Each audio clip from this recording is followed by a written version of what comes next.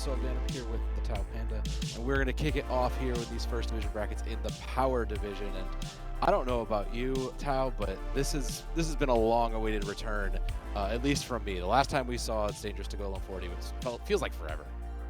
It does. The time always seems like it just drags on in between seasons.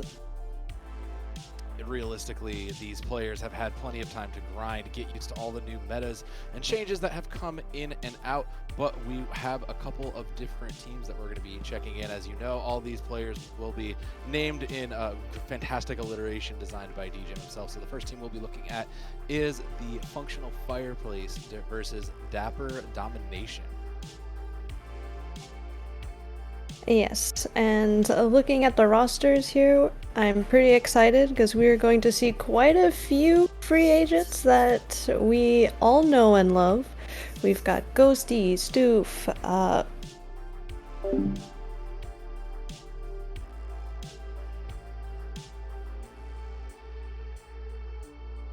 you can see the weapon loadouts are pretty diverse, lots of shooters, but we're seeing some sloshers, some blasters, some wipers, so I'm excited to see what Functional Fireplace brings to this first set. On the other side for Dapper Domination, though, I don't read Japanese, so unfortunately I'm going to have to skip over that first name. But we have MBJK, Gren, and ASAP over there. And again, a much smaller pool. You can see Gren does have only that blaster, so that's kind of a constant that they'll be able to expect across the other way. On the other side, though, like you said, similarly, you know, we're back to a shooter meta, so I'm really interested to see because it looks like they're going to play a very strong mid game here. Yes, it does.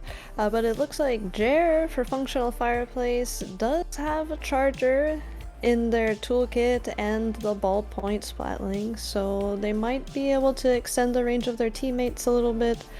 And I'm just excited. I'm not sure what the first map and mode is going to be.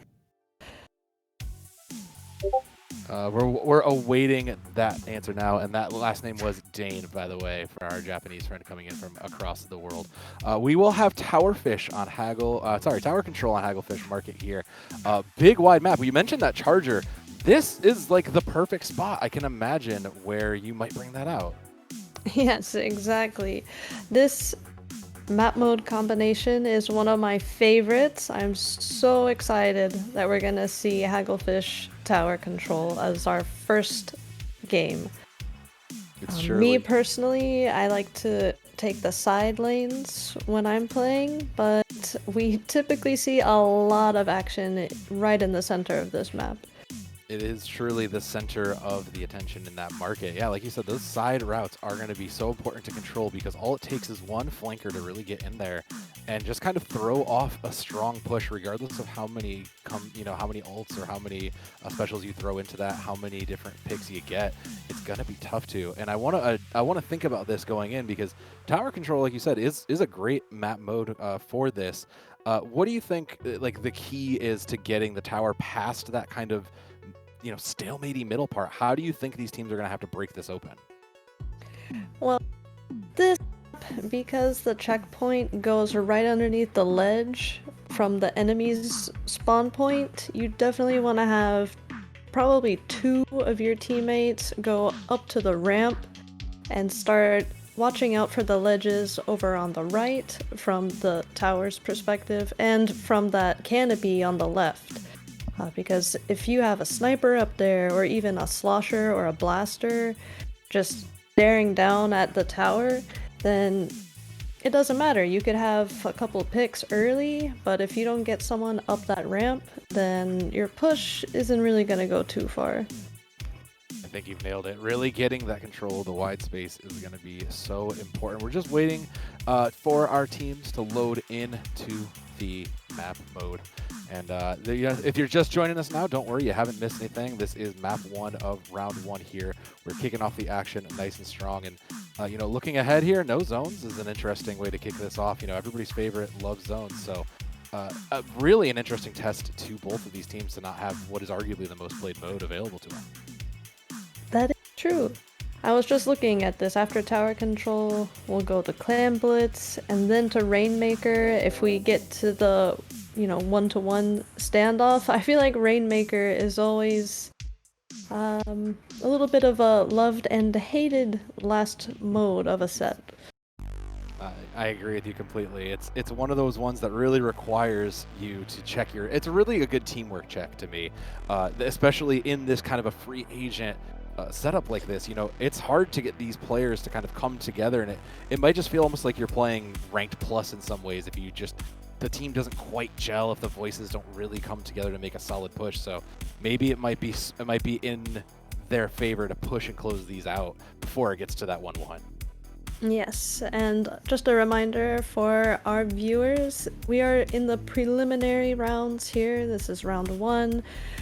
So both of our teams, they do want to win the set, but every win matters here as far as the game count goes, because this is a point-based system, and so we want to try to get these teams to the top cut. And not to mention, in the broader picture of all of this, you know, you're looking at down the line, so every individual performance also matters here. You want to make sure you're putting on a good show and you're not just kind of running in and feeding, because, you know, there is another Tournament of Champions down the line to be picked up, and if you want to have a chance of being picked for the kind of supreme of the Supreme Squids, you got to put on a good performance, and you can't afford to have a bad game. That is true.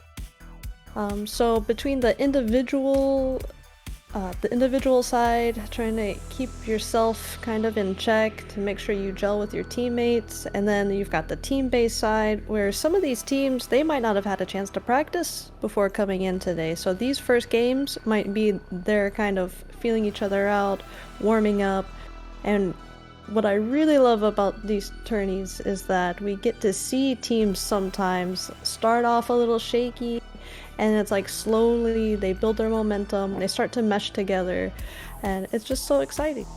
Yeah, realistically, these players, if this is your first Dangerous to Go Alone, these players rarely don't get a chance to play with each other beforehand. They're finding out, you know, who are their teammates the day of, or maybe a little bit before, so you don't necessarily get a chance to have a bunch of scrim blocks or try to put the team together. So it's really, I love it. It's a great test of these kinds of pickup levels, scrims, and the ability to come together quick, because that is a facet that if you're looking to get picked up by a bigger team, if you're looking to move up and get picked up by maybe a Ludi team, you really need to be able to prove that you can kind of pick up and adapt on the fly. And that is something that, you know, hey, we all need to learn to do. I know for myself, I need to too. Yes. I was a free agent for a while. I'm on a team now, but I feel like participating in these tournaments really helped me as an individual player kind of expand my perspective on what it's like to play different roles, to wear different hats if I need to, and I've become, I think, more of a flexible player as well.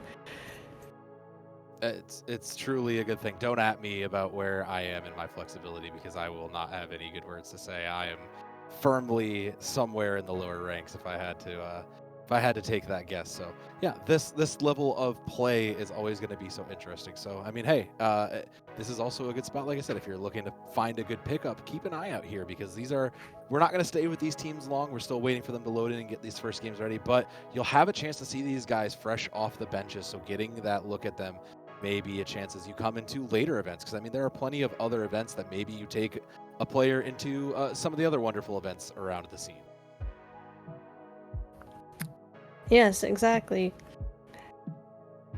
And it's another thing that's interesting is like sometimes you'll see players or even teams kind of develop a little bit of a rivalry as we get started. So let's check out what they got.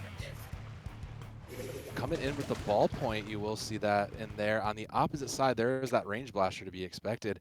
I mean, what do you think? Do you think they're going to regret not bringing in the sniper here on this? No, I don't think they'll regret it, because they might not have the charger, but they do have an inkjet. And it looks like they have a junior. Wow. They're definitely going to have support of their teammates here. The early cooler that gets forced back, though, as the rest of the specials do come in. They'll get forced right back, and it will start moving. The tower's going. That is going to be a deep deep push, though. They're already getting checkpoint 1 for free. That aggression from the side of Functional Fireplace really bought them so much space to get past checkpoint 1. Yes, it really did, and they were doing exactly what I want to see, which is getting up on the ramp, pushing the enemy back, trying to keep them on their toes, kind of on the back foot, if you will. They did manage to get control of that higher platform there as they'll hit checkpoint 2. It'll clear here. And there's finally, though, Fireplace had lost 2. They're still holding on to it. Yet another Zipcaster, unfortunately, falls there. 2 down for Functional Fireplace means the tower will flip back for Dapper Domination. And they have a long way to go here, Tao. They do. But Functional Fireplace did lose 3 at the end of that push, so they're going to lose a lot of that mid space that we were talking about that always has a lot of contention. Another cooler coming out for Dapper Domination, and 2 other specials are online, so this might be their chance. We'll have those 2 and send them in grouped up, finally taking control of that flank angle a little bit, narrowly avoids the bomb, and has to give up the space there, so they'll have to continue pushing at mid as the tower's still there. Finally finds one, Crab is out too, but hasn't really done much except zone out the enemy. They'll finally get the cart moving here, and 3 minutes on the clock means they still have quite a long road ahead. And the Zipcaster, I believe, just got used, and that's going to cause a lot of chaos. They see they got a trade there. But they're still on the tower. They're pushing past this first checkpoint, it looks like. Shot. I love that. I love Dapper Domination's ability to stay grouped up. They're playing as a full unit, really covering down, making it impossible to get in. And the duel, finally, the Blaster gets punished on the way out. The tower, under contest, finally gets taken out. Swiper's down, and the Crab sent out too means that Dapper will hold one more time. And cooler out for Dapper Domination, but no! The Sloshing Machine Inkjet combo takes down players here, and their Functional Fireplace is really making a good push back to mid, but they just lost 3 players on that counter-offensive. Yeah, there goes the 4th one as well, so it'll be a late jump back in. Now Dapper has the chance to get back into this. They'll pop yet another cooler, and the whole team is there to take advantage of it. Functional Fireplace is going to have to poke from the high ground. They will drop the bubble, give them a little bit of space, and now they have control of that high ground, looking for a pick. No, does not manage to hold it. Dapper goes down there. They'll get to checkpoint 2, but they have to keep pushing to it. 37-25 with 1:45 on the clock. They'll lose the tower, which means the Functional Fireplace still holds their lead for now. Yes, they do. In just that one push, it took a couple tries. Dapper Domination got really close by getting to that second checkpoint. I think they're just kind of letting Functional Fireplace know, hey, this isn't your game yet. We still have a little under a minute and a half. We could still take this back. Trizuka comes out there. Doesn't really quite catch. A couple bombs go back. Ghosty looking for a pick. Unfortunately, is not the one to find it, but there is chaos out there. 2 down on both sides, and the cart will move back for Domination, but I don't think it's getting past middle. Ghosty, the lone survivor, has to try to hold this off while the reinforcements comes in. Sending out those bombs, can't goes in. Zipcaster's in, gonna try to push it. Bubble gets out, almost, he eats, unfortunately, the water, and has to back out. Dapper will continue to push. Yeah, Dapper does have a chance to take the lead here. They got another cooler out. They're using an Izuka. They found maybe 2 picks here. They do not, just the one. A second member of Functional Fireplace goes down. I think this might be Dapper's chance to take the lead. 30 seconds on the clock, and the last push coming in. That's 3 down for Functional Fireplace. They stand the chance to continue the push here. Dapper Domination gets the wipeout, which means they will clear past that number, and they've got the lead in their hands. They're going to get those reinforcements right away, but they're at checkpoint 3. 15 on the clock and a cooler on the cart. Going to try to close it out here. 10 and counting, pushing past, looking for more, but 3 down for Dapper means that the cart will fall back, but they still have quite a bit of a safety net for them. Yes, they created a jumbo-sized safety net for themselves. But Functional Fireplace has 3 specials now online, and Dapper Domination just lost one of their blasters. That's a huge pick for them. Overtime continues now. Can't afford to step off by any means as they poke around the side looking for something there. No! Unfortunately forced off, and that first round will go to Dapper Domination. That was amazing. Dapper Domination really hung in there, and they came together. I think you were talking about it towards the beginning of the match, how Dapper Domination was doing a great job at working as a unit. They got a little broken up at times, but I think that's kind of what helped them push past the way they did.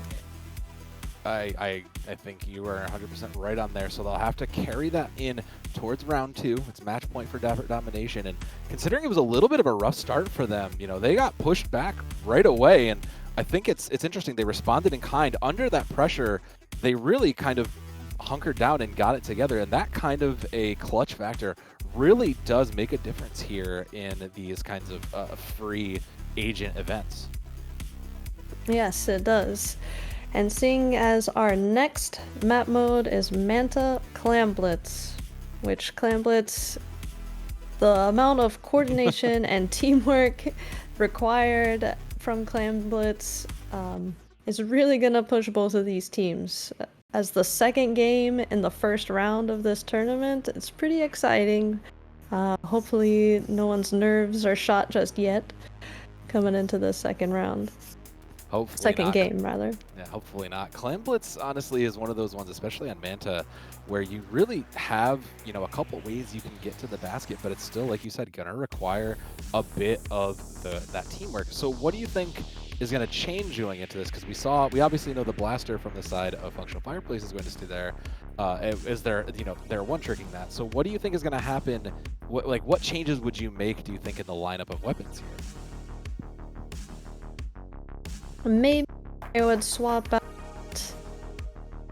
the Zipcaster on the Stamper for something else, maybe a hammer if Ghosty plays Wiper.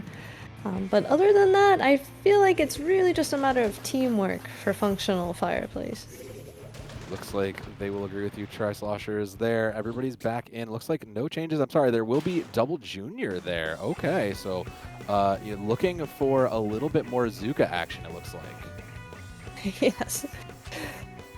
That's a interesting choice, but I guess I could kind of see it. The back-to-back, if they have them in tandem, the Zukas could be devastating here. But two members of Dapper Determination go down in the first 30 seconds of the match. That's gonna cost them a lot of space. And here we see that there's two members of Functional Fireplace already in the street. Taking control of that, the triple ink strike will come in to try to clear the rest of the spot, but that Zipcaster just continues to take havoc, and they unfortunately get stopped there. That's the wipeout, and Dapper Domination has a chance to push back. They'll have 4 in the clams, but more importantly, they'll have the space to work with it.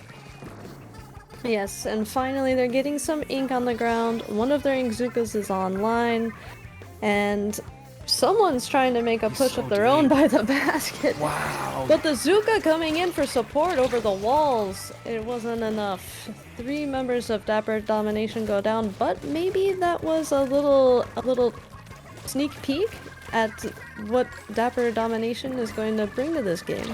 I think you may be right on that. They'll get their ink back, and we'll get squared back up in the middle here.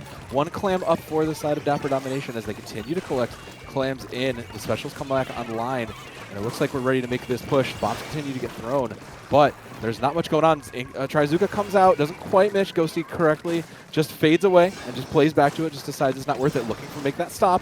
They see the clam is moving, but they're going to try to play sneakily to get it. Catches them on the high ground. Anything? No, unfortunately punished for it. Triple ink strike comes in as well. And it looks like there's not going to be enough of a push here for the side of Dapper Domination. They're going to have to slow it up a little. A little bit, but they did have the cooler, so they were able to respawn and jump back to their teammates. Oh, now a bubble. Picks. 3 picks. 3 for the blaster. They'll get the break, pushing it all the way down to 57. That slow play from Dapper Domination looking clutch here in this moment. They still have control. Half the clock is down, 2:45 on the timer itself. Triple Zuka comes in. No, Ghosty goes down there, which means that this timer will close and it'll end with 51 in the basket. For a basket break, that is a great place to be in. 2:30 on the clock, looking in, still in control. Dapper Domination, 16 clams for them. You wouldn't even believe that they actually just scored. You would think that they are still in control of this, and they're firmly in control with that many clams here, pushing it from the high ground, just trying to get something out. No, Ghosty falls again, and that is an opening for Dapper Domination. is, and we see they've gotten juice again, but they have lost 2 players. It's two players up for both teams, but this Oh, blaster is blaster. not stopping. Finding those amazing picks at just the right time. Just absolutely doing their best Prochara impersonation out here with this blaster. Triple Zuka coming in, trying to buy the space alongside that blaster. Does get punished in from the high ground, and eventually they'll trade. Dapper looking, but no, they have the push, but they don't have the clams to back it up. 2 fall finally, and it looks like Functional Fireplace will hold here, 3 down. Thankfully, there's nothing for them to really be capitalized on. There isn't, and another juice gets popped here. The Tacticoolers do not stop from Dapper Domination, and the basket is open again. There it is. The blaster is on the ledges, getting clams in. They've already gotten past their penalty points. And down to 40 it goes as all 4 members of Functional Fireplace are up. 1 power clam, now 2 up as the barrier closes. A minute on the clock means that this is going to be likely the last push, and it has to be a huge one. They are down 60 points, and they need to get at least 3 clams in to steal this away from that. But Dapper Domination's pushing back hard. They don't have clams to... They don't have a power clam right now. They do have enough clams to make a power clam. But I don't know if they're going to go for a full push or if they're just trying to keep the pressure up. Either way, time is being eaten away for Functional Fireplace to make their move. 30 seconds on the clock. Dapper Domination keeping the Functional Fireplace low burning, and there's suddenly the picks coming in. Functional Fireplace losing 1. Trades come back 2 on each side. Almost 15 seconds on the clock. Functional Fireplace needs to make a push. They have 2 clams up, looking from this high ground, trying to find something. Inkjet is there, but they're not going to commit it right away. 10 up, so they will trigger the overtime. This is going to be the last push they have here. 13 clams to 11, and they cannot afford to drop it here. They can't. 2 go down for Functional Fireplace. It was great timing from this blaster. The bubble is there. They will be able to buy the space for it, and it looks like they will be able to get in. Is there any follow-up, though? He's looking. He's like, where's team? Where are we at? What's going on here? I bought us the way, and unfortunately for Dapper Domination, Functional Fireplace burns out. So Dapper Domination will take a game 1. Dapper Domination is taking game 2 for 2 PBO here so far. But Functional Fireplace could still take this last game, and remember, these games matter. Every game matters here, but you know it's quite a statement to come out from Dapper Domination. You know, Domination is in the name, and they sure are doing that. And I got to give it there. That push back. Really just keeping Functional Fireplace in check and spawn. You know, they had 2 clams up.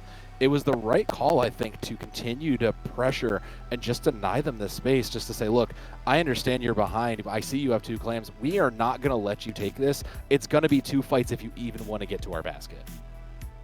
Yes, exactly.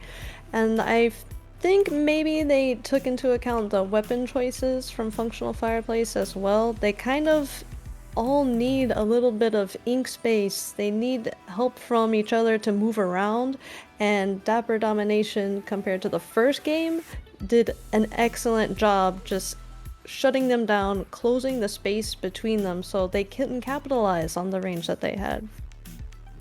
Unfortunately for them, they weren't able to capitalize on it, but they'll have 1 more shot here on Rainmaker to make this work. So you know, if you are Functional Fireplace, what do you think you can do here? You want to try to leave with at least 1 point. So, Tao, what do you think we can do here for Functional Fireplace to get ourselves back on the board?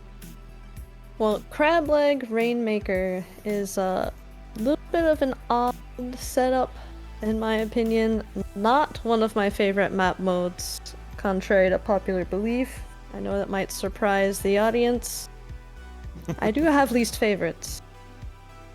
I mean, keeping a slosher would be nice. Maybe getting juice, some sort of special to help get into the enemy's up ramp would be nice to see from Functional Fireplace. Right now, they kind of don't have that zest to really push Dapper Domination back if they're on the back foot.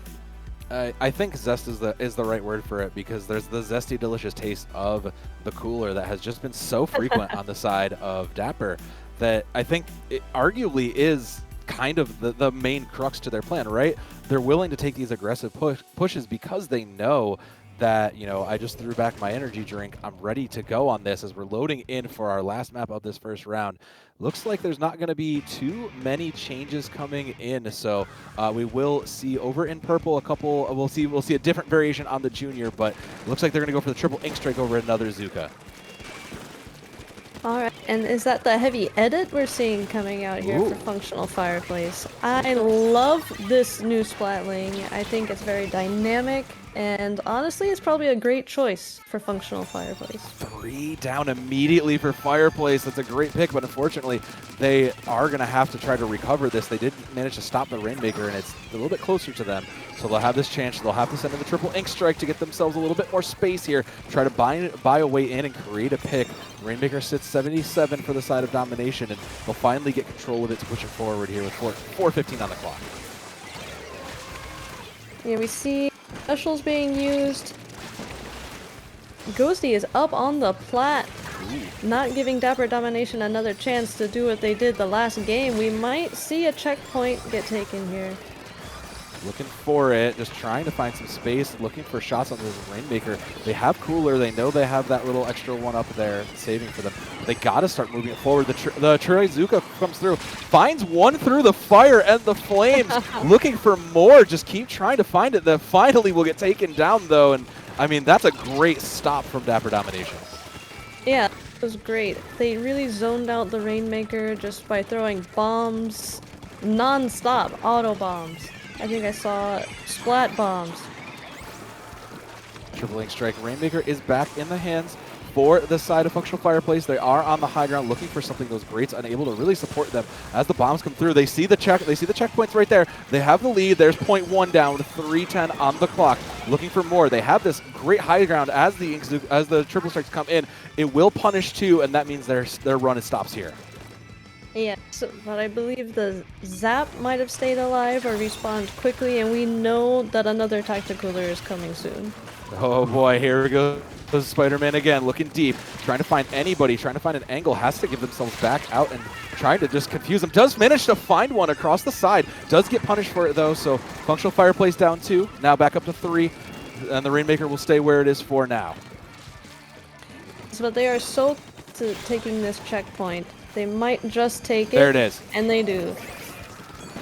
Getting it through. Still a point behind, though, as they were the second. So they'll get control of this. Trizuka up, looking for shots. Just firing long. Does catch one. Looking for more. Can't find it.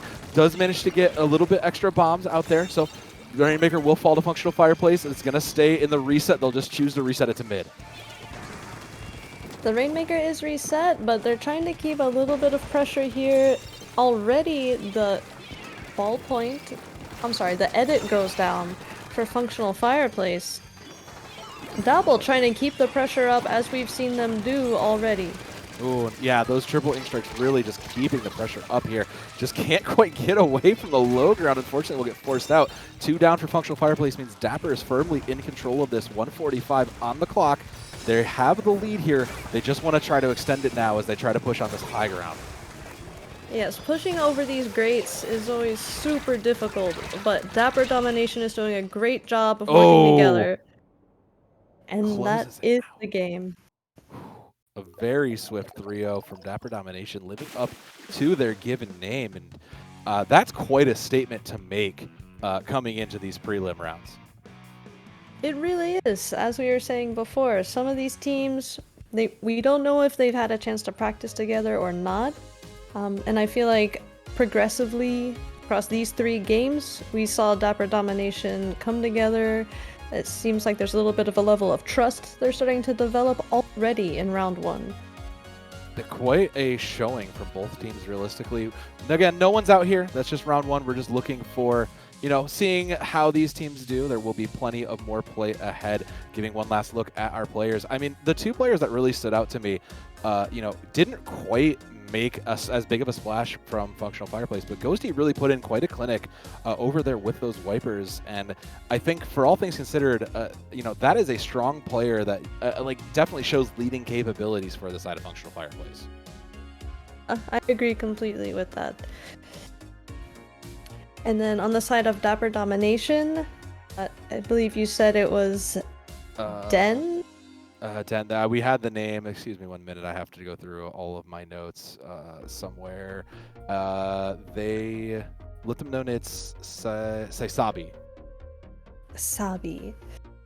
I think they did a great job, kind of like the non-assuming, playing the shot, playing the T-Tech, but really a lot of the specials were well-timed and well-coordinated with their teammates. It was a great look from both of these teams, and Dapper Domination just living up to that name. We're going to give these teams a break. We're going to get our next round ready, so hang tight. We'll be back in just a minute with your second round of It's Dangerous to Go Alone 41.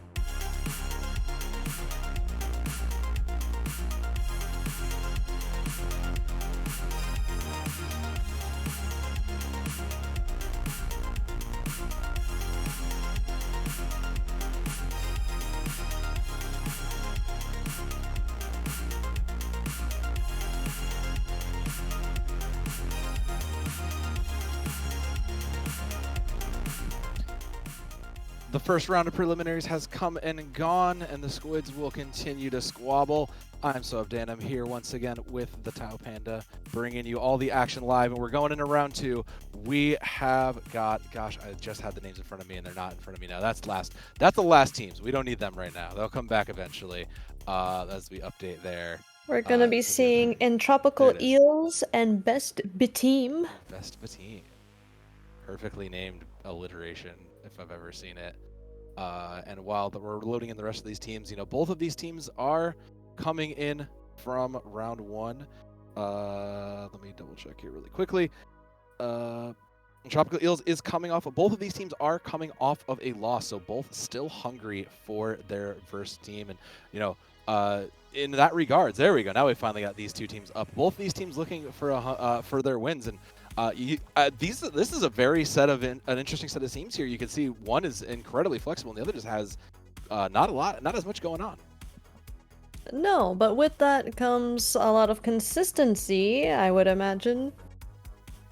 Because every player has their set weapons, and I'm thinking they're gonna stick to them and kind of play their role that they're used to.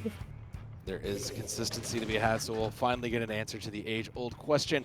Is it better to flex, or is it better to just one trick, obviously, at the end of this match? But looking in, I mean, what stands out to you that's interesting here? This is almost a mirror comp we're seeing from both teams. Ooh, a couple blasters, a couple bit of everything here. Some wide range of this as we are into Clam Blitz here. So remember, the first early pick coming in from against versus Best Bteam. So I'm sorry, it's tower control here as we go into this. Those missiles will come out, pushing in, and the specials will continue to fly. Best Bteam trying to take that space a little bit as they get control of the mid. And it looks like we lost a couple players here. Oh. It's pretty early enough, so yeah, okay. We'll get the reset. That was early enough to get the reset, so we'll take a minute, take a breath, run it back. But I want to talk about these comps again because there's as we look to these, we kind of saw, like you said, a pretty mirrored match. And considering I see Typo only has Dapples listed, that's an interesting bit of change. That's an interesting change from both of these teams. Yes, we haven't seen any dually players yet. From round one, so seeing dually on both teams in this, I believe we were on Museum Splat Zones just now. That's pretty interesting. They've got mobility, they've got a little bit of ink coverage, but they're definitely going to have to rely on their teammates. Both teams had a zap, so there shouldn't be an issue there so that the dualies can do their job and help push the enemy team back. But if both teams are doing it, what's the action going to look like? That's the one question. I think the thing that stood out to me as the most interesting was the wave breaker that came in. Not a common pick here, but great for just getting that information. And I don't know that that's going to get as much value as you might want, especially with all these bazookas on the field. But I think that's an interesting way to change this up. And on a similar note, Melodic, I love you. I see the undercover Brilla there. I see it. Bring it out. You'll make my day. I'm just saying, if the set starts going bad, just bring it out, and you've got my heart won. Just throwing that out there. A fan for life made right here. Easiest fan and sub you'll ever get, I promise. I do like the undercover. It gets a lot of flack. It takes a lot of heat, but I've always liked the undercover as a weapon. There's a lot of unique picks, and even looking at the weapon pools of these teams, the other one that stands out to me is Andres, who's the backliner there, double stringer, playing the new stringer as well. And I think there is an interesting world where those stringers maybe do come into some sort of light, but I don't think we'll be seeing them anytime soon. Yes, and I believe we saw Mocha on the Wiper with Tenta missiles. Yes. Mocha was doing a great job standing their ground. They had their Tenta missiles online. I don't think we got to see them use it, but it's pretty interesting. Considering the strength that missiles had in actual Splatoon 2, as I hate repeating that, but considering the strength they had in the previous game, it is very interesting to see the evolution of them. They are still feared and still kind of annoying to some of the players that just can't quite, manage to avoid it. So I'm really curious to see if, you know, how does that impact? Because that may be, you know, kind of some comfort carried in from the previous game and the years put into this game. Yes, missiles are in such a weird place right now because they're used so infrequently, but just frequently enough so that it's like you never really get accustomed to dealing with it. You don't have like the set routine, at least for me. I find it's like when I finally go up against someone with tender missiles, it's like, oh yeah, this is how this works. Oh, I remember having to dodge all this. That's right. And Yes. I mean, when it comes to taking the space, the missiles are one of those. You know, back in the day, those used to be a prime reason, but now it's just kind of in a way outclassed in a lot of ways between, you know, triple ink strike, the Trizuka really do such a great job of buying you that space and creating the chaos that you're in.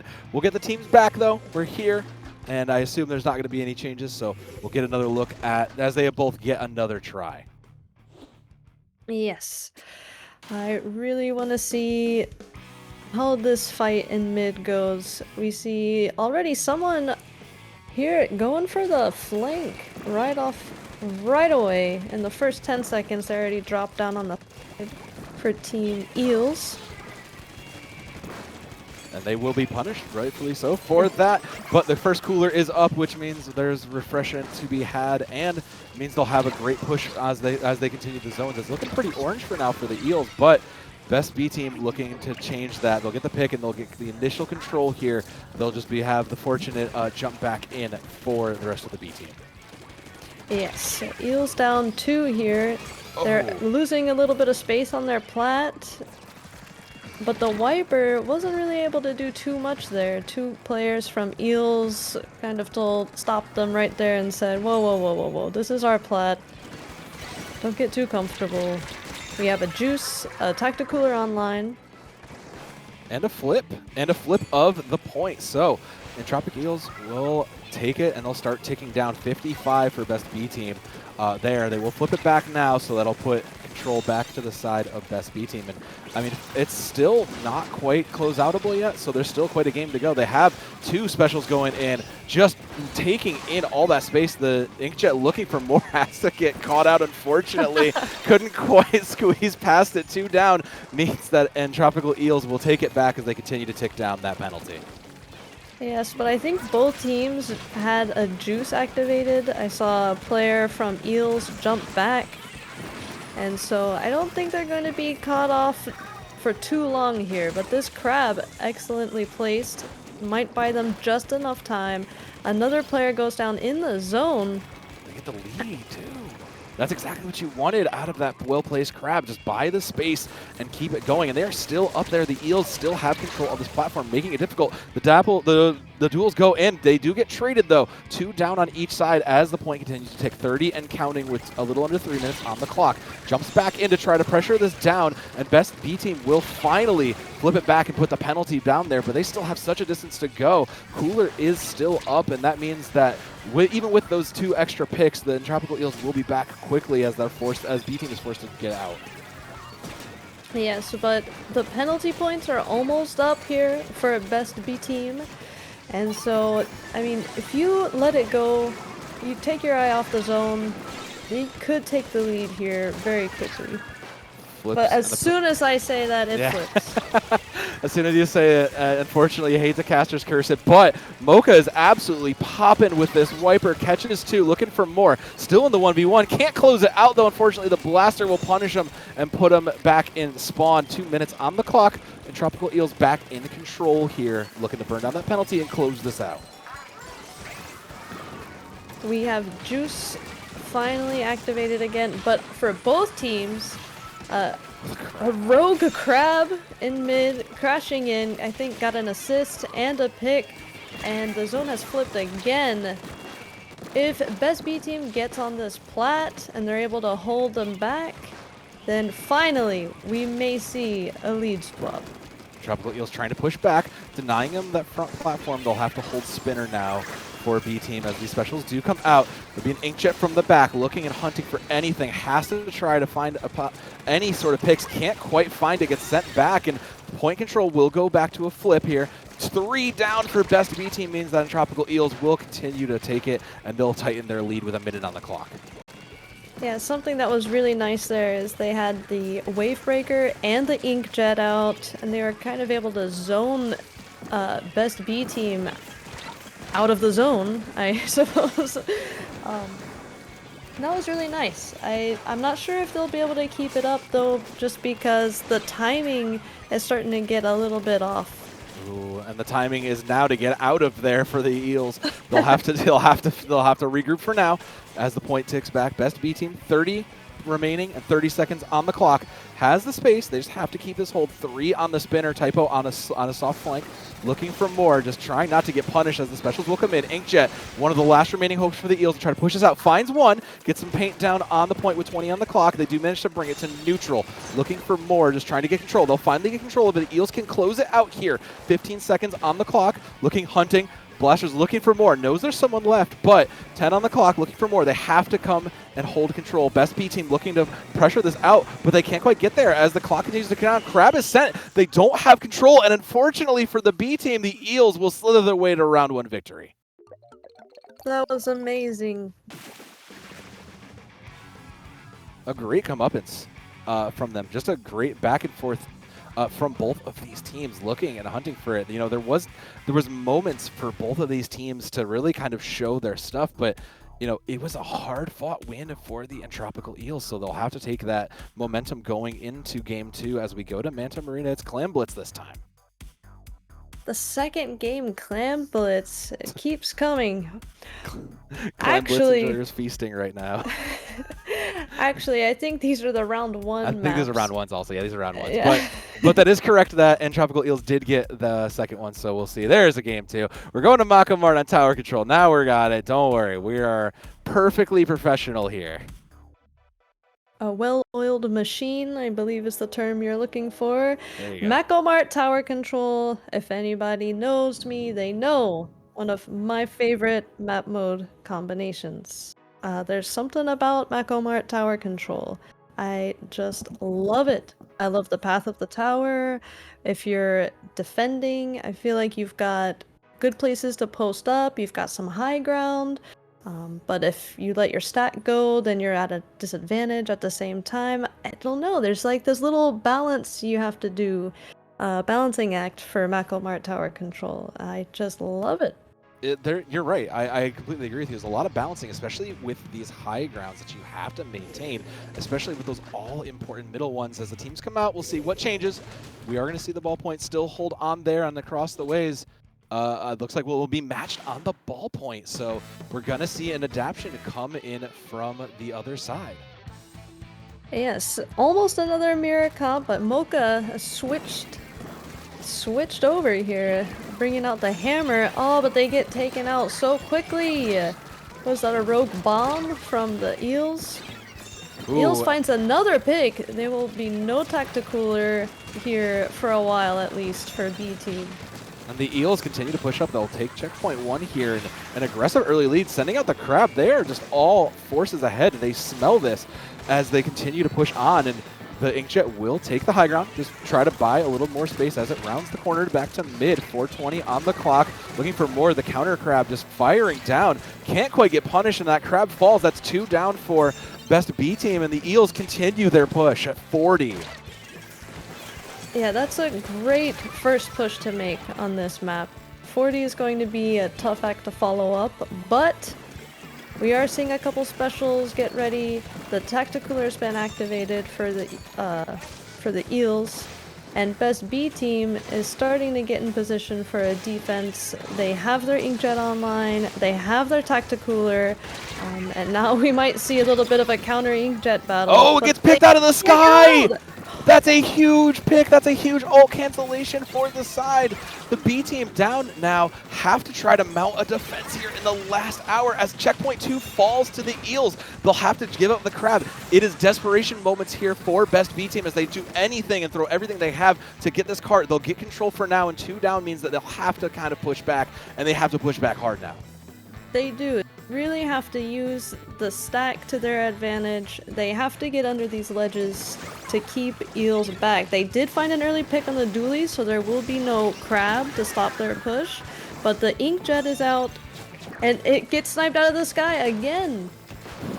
sniped out of the sky again. They have the number. This is a no-fly zone as the cart moves back towards mid. A little under 3 minutes on the clock, and a pick on the B team means that the Eels will have a bit more space on the push. The blaster posting up on this mid-high ground means that they can see pretty much everything in sight. Crab on the tower to balance out on the other side, and it's just desperation. The hammer comes out on the side as well. Wavebreaker, everything must go here as we continue to push. The tower falls finally, not quite near that mid, but it's continuing to roll. The pressure's still up, 2 down for best B team, means the Eels will continue to push and grow their lead. They are, and they're coming up on this last checkpoint, and there's a lot of attention being given to this left side, but they need to rotate to the right. We do see the inkjet. It goes down. The crab is here over on this left side, and the tower is going to get pushed back. But if we look here, the Eels still have the high ground on these stacks. They do. They're slowly getting pushed off, and finally it'll start to get pushed back here as the hammer comes out looking to clean up anybody there. And the cart moves back to mid, a little under 2 minutes on the clock. They'll take it back, though, for the Eels, and they'll keep this push alive. I mean, I love this. This aggression is what they need. They're just challenging them to say, look, you have to stop this cart. We're going to close it out. And, I mean, they're not even fighting on the cart, Tao. They're just forcing them to in an entire different zone. Yeah, they are, and it's like they're using their specials, yes, to get picks, but more so just to zone the best B team players away from where the tower's at. Looking in as the Shakers come through, trying to finally fight this out. They'll grab a monster, get back in the fight, but the blaster is taken out there from that flank by the suction bomb. 1 down on each side means that the reinforcements will be a little while out. Looking for more from the air, finds one. Solar looking for more, can't quite get it, has to jump back out and gets forced back out. Again, 1 trade on each side. Is a minute on the clock left. And I mean, if you're the Eels, you're feeling pretty calm about this. You've got 11. You don't even need to push forward here. You don't need to push forward, but you do want to keep the pressure up. You don't want to retreat all the way back to base. We did see a jump out there from Kira just a moment ago. Oh, he gets 2! 2 players go down on the Eels. And the inkjet is up. We've got Tacticooler on the tower, looking for whoever went over on the side. Didn't find them, but the pressure is on now. B team looking to bring their A game to keep themselves alive here. 25 seconds on the clock. Cart continues to move here. The jump-ins and the reinforcements are coming. A pick on each side, but 1 goes down for the B team. 15 on the clock means that they're going to have to keep pushing, but the specials are up and 2 are down on the B team, meaning the Eels have control and means that they are looking to close this out here. They are. The blue ink is slowly closing in here in mid. This crab doing the best they can to try to find a pick, try to maybe get an assist. They do find one. A little bit of chaos. The Tacticooler is on tower, doing a great job trying to keep this ledge in check. The inkjet. The aggressive play. B team has to go aggressive. It can't push it out. They get off the cart, and unfortunately for the B team, the Eels are the A team.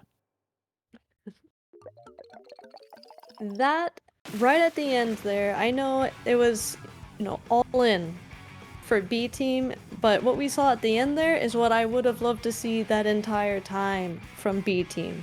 B team can do it. They're right there on the cusp to come together and start working as a unit. So hopefully coming into this game 3 of round 2, we'll start to see that on Scorch Clan Blitz. Right, you are, Tao, and I think that the thing that stands out to me is, for having these kinds of individuals that are so versed, they play only the duels, they understand exactly where they need to go, and they know their weapons so well. You would think they would be able to feel more confident and aggressive playing into that for B team. So I really agree with you. I think we just, it's nerves at this point. It has to be, because the Eels have shown a dominant force, but you can't let those nerves run you over. You have to feel confident in what you play and what you do. And, this is your last shot. Points matter here. We're still in prelims, but at this point, you don't want to end up in that lower seeding going into the cuts. Exactly. And Scorch Clan Blitz, I think, is a wonderful map to close out this round, because I feel like any mode on Scorch can just snowball so quickly that it it can kind of go either way. But if best B team wants to put their foot down and say, no, we can do this, We might have been a little nervous at first, but we can come back and take down the Eels. Then this is their chance. I mean, you have to get your chance. You have to, if you're going to take your chance to get yourself on the board for this first point. It has to come now. See the loadouts, see what's changed here. Doesn't look like too much from our yellow team, and our purple team looking for more. That's another tri-slosher in there. So it looks like we are going to double up on that cooler a little bit. Mocha back over on the missile, so a little bit more comfort picks for them. These comfort has to be more than comfort. It has to be good. Yes, exactly. And coming up, coming to mid here with this middle tower, early missiles here from Mocha, but they do lose their ball point. That's an early pick for the side of best Bteam, and you can't afford those when you're already down. Mocha goes in deep, takes the 3v1, and unfortunately gets punished. Caught the wrong corner, has to get sent back to spawn. So 2 down, and it looks like the Clams are fully in the cape of the Eels. They're looking to build one, and they'll be up with a push, but it'll have to stall for now. Oh, never mind. They're just going to go right into it. That great teamwork has already put them there. Yeah, they threw those Clams in as soon as you said it. Like, no, we got it. I mean, hey, the Eels are looking to close this out here as they continue to push this. Put 61 and counting, 4 minutes on the clock, still looking for more Clams. And the specials are coming back online. The cooler is there, means that they'll have the ability to keep this pressure up, but the B team deny that and close the basket now, so 51 will have to do. Yeah, Mocha doing a great job getting the trade against the NZAP. Unfortunately, they already had their tactical cooler activated, so they're going to be back in action really quickly. But we get missiles. Oh. But they get punished for it. I'm not sure about those missiles, though, Tao. Like, what was the goal with it? You know, you usually try to do that to zone them out, but it looked like it was just kind of thrown in randomly in a lot of ways. But, I mean, never mind that. They're already back in. The Eels are going to try to push the issue immediately and close this out. It was a nice defensive inkjet, but no, the blaster is not having it. Quick one. Manages to push it down, so they'll only get a little bit of penalty with 14 left. 3 minutes on the clock, and B-Team looking to push in. They're taking the space, looking for more, just waiting for the Clams to come back. They know they have the player advantage. They just need to get the last of this space, and the Clams on their side. They only have 4. They'll have a special up, but they need to get some value with those missiles. And a pick already for the B-Team. They can't afford to keep losing these first bloods, Tao. No, they can't. They were doing a great job at getting the spacing. They had 2 specials online, but they really need to kind of maybe not be so hasty, is maybe what we're seeing here, because they are losing that first player, and it costs them a lot. Their basket's already open again. Yeah, like you said, they cost them the basket again, and 45 is now the number. There's not a lot of Clams coming through. They'll get a couple in, and they'll get the pick. The Crab from the high ground on B-Team, looking to try to zone them out. Does manage to do its job, though. Stall long enough to get the barrier out, but 2:15 on the clock means that the B-Team has so long to go, and they haven't even had a successful push yet, Tao. They haven't, but I feel like they would be capable if maybe they work together to keep more ink on the ground. Oh, no. So that players like Mocha can move around more freely. Because Mocha's getting in there, they're finding the fights. I feel like they just can't maneuver because the teammates are bumping into each other or just leaving each other exposed. And the points just keep going down. They're 12 away, that's only 4 Clams. And not even to mention, they just lost their 1 power Clam they had. It's going to be in the last 130 here. I mean, the best B team, like you said, I think they need to just come together. They need to play like a unit and push themselves here, get control of this mid, and finally they'll find 2, and that is an opening they can work with. 17 Clams on the board means that they can go with this. A cooler is up. It is theirs to lose here, Tao. They need to push forward now aggressively and take the space. They will finally move in, get the space. The Clam goes in, does get, no, it doesn't clear. They still keep pushing. Finally, it goes in, and they can start pushing in 80 and counting as they look in the last minute on the clock. Mocha doing the best they can to keep the pressure up, but I think they lost everybody and they had to respawn now, and they have to build up the momentum that they had. The Tri-Slosher, trying to do what they can, finds a trade in mid, but they really needed to stay alive to get their specials up in time, because they might only have a chance for one last push. Coming into last fight territory, Crab v Crab. It's full Red Lobster here, looking for more, trying to push him off the high ground. 40 seconds on the clock. 2 clams up for the Eels, and they don't even need to push. They're gonna hug out and take their cooler, just hold on it. They're just gonna play the clam economy and try to wait this out. They know they don't need to push here. They can just sit back and force the issue to Bteam. Say, you have to come contest us. We'll just take the clams and go home. It's our game to lose here. Bteam looking for an opening. Specials up, looking for more, but they're down 2, and suddenly the 15 seconds this push isn't live. There's no power. There's 1 power clam, and that's going to be their only thing holding this into overtime. Just 1 power clam. They do have missiles they just sent, displacing some of the Eels off of their plat. They find 2 picks. The Inkjets are live. But the counterjet finds 2. They find 2. The crab is activated. Teammates are jumping in for both teams. They do break the basket, and there's a jumper by the inflatable. But there's no one to follow it up top, which means that once this basket closes, the door is shut on the B team. And with that, Entropical Eels win their game 2 3-0. Wow. Congratulations to the Eels for a 3-0 victory in this round 2. But the B team, they kept me on the edge of my seat this whole time. The potential is there. They're doing a lot of the right things at just maybe the wrong times. I agree. This is what we were talking about in kind of the pre-show, right? You know, these teams haven't played together for much longer than maybe a game or 2 prior to the day of. And it's that kind of flexibility to kind of come together, work together really quickly that really makes the difference. And I mean, especially on B-Team, we were going to shout out Mocha because Mocha was trying their hardest to make sure that they could get in and find those picks and slay and keep the team going. But unfortunately, they just were met on their match on the other side of the Eels. They were. Maybe if Typo or Sam Grace were with them or kind of helped them, what's the word I'm looking for, like zone out some of the enemy players, Mocha would have been a little more effective. But they were so close to having that coordination. But the Eels, I think, really showed us what it can look like once you get there. The Eels with a dominant 3-0 showing here in this second play-in round. Just kind of showing that they want to get that good position. We're going to take a quick break while we gather our team for their 3rd prelim game. Don't go anywhere, and we'll be back before you know it.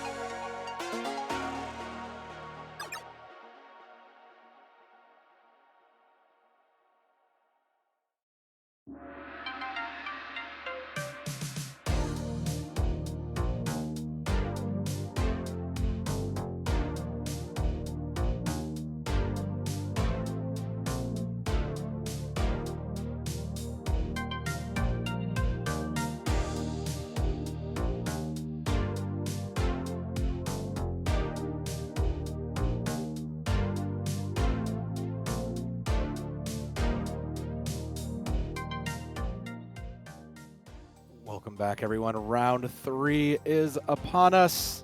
We are still at our play-ins, and we've got 2 new incredible teams coming in. I'm still Subbed in. I'm here with my new good friend, Tao Panda, and we're going to see someone again here. We're going to see one of our old friends back. Dapper Domination. Since we last saw Dapper, they have gone on to win their second round. And Glossy Guava, I believe you were saying, they've also won their first 2 rounds? Not only have they also won their first 2 rounds, both teams are actually 5-1. So we are in a tie for first place. So this is an important match when we're looking at down the line for seeding and looking at this. This is gonna be an important match, and it starts here right now with Humpback Pump Track Rainmaker. I love Humpback Pump Track Rainmaker. You don't see it too often, but the left side flank from the offensive side.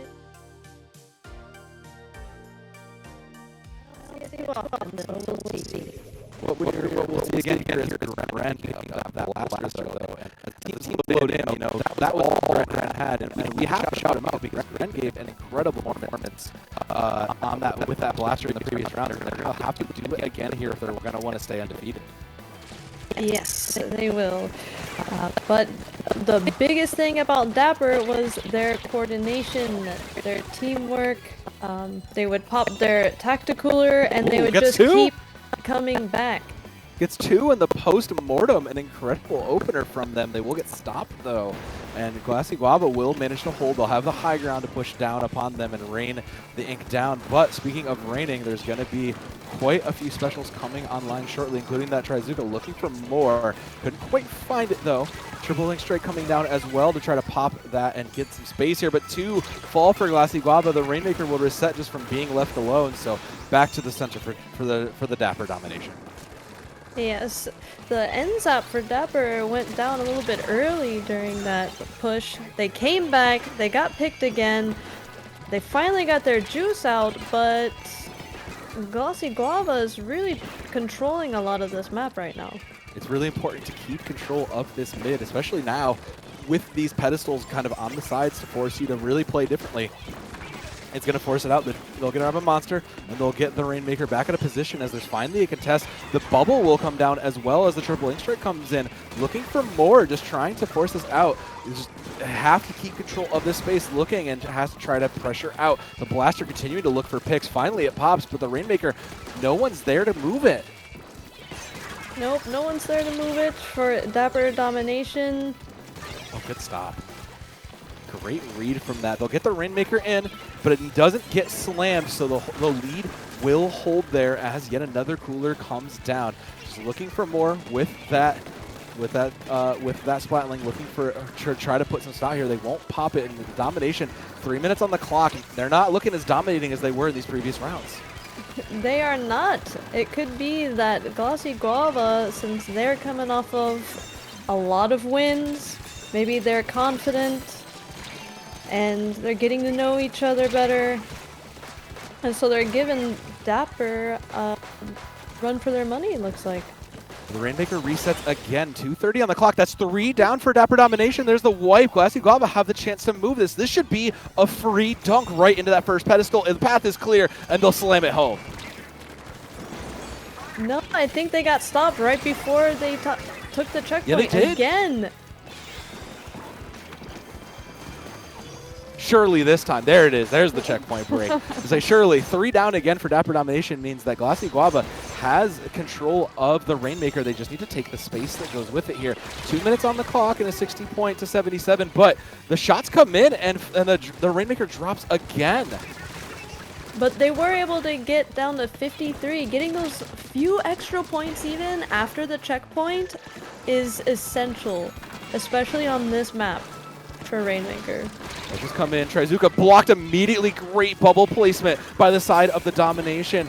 They are reading this. They understand what's happening. The cooler will go down. The specials will come out, and they know they have to make the push here to fall. But the Rainmaker again falls back to mid. Glossy Guava just denying them the chance to move it out as the blaster shots continue to fire. It's a Clash Blaster though. The Clash Blaster is doing a great job zoning people out, taking advantage of any of the Domination teammates that come out around their corners. It was also the Clash Bastard that took the lead up to 53. And they'll continue to have that. We'll have that lead for now for the Glossy Guava. But I mean, you can see he's playing at the bubble. He's like, guys, I have it. We're ready to go. Jump in. But minute left on the clock, and the trades will come through. Means that Dapper Domination doesn't quite have the leg to stand on. The bombs force them back. And unfortunately, they'll get picked 3 down again for Domination. A familiar place to be, in Glossy Guava now just has the space to push.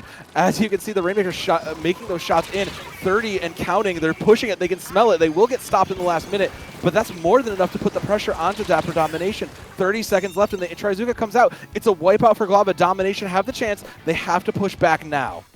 They have to, and they have to get people ahead of the Rainmaker, laying ink on the ground.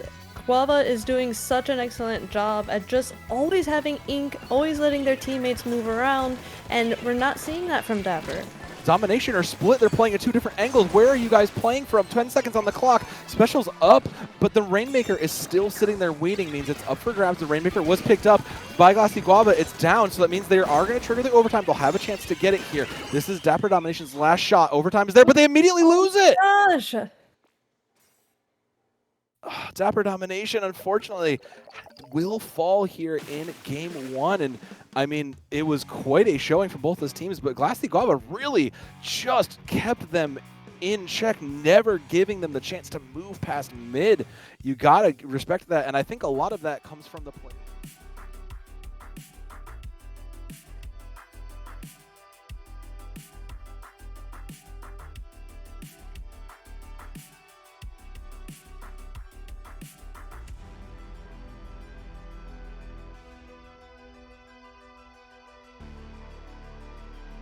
Games in round 1. Quite But the honestly, shoe is on the other tentacle, it appears. they'll get it back, hopefully. And as we move on, it's one of your favorite places to be. We're going back into the mall. It's Mako Mart for Splat Zones this time. And this Zones, to me, always struck me as one of the more interesting ones to go to. We're going to take a quick break, but we'll be right back. Hang tight as we get ready for Game 2.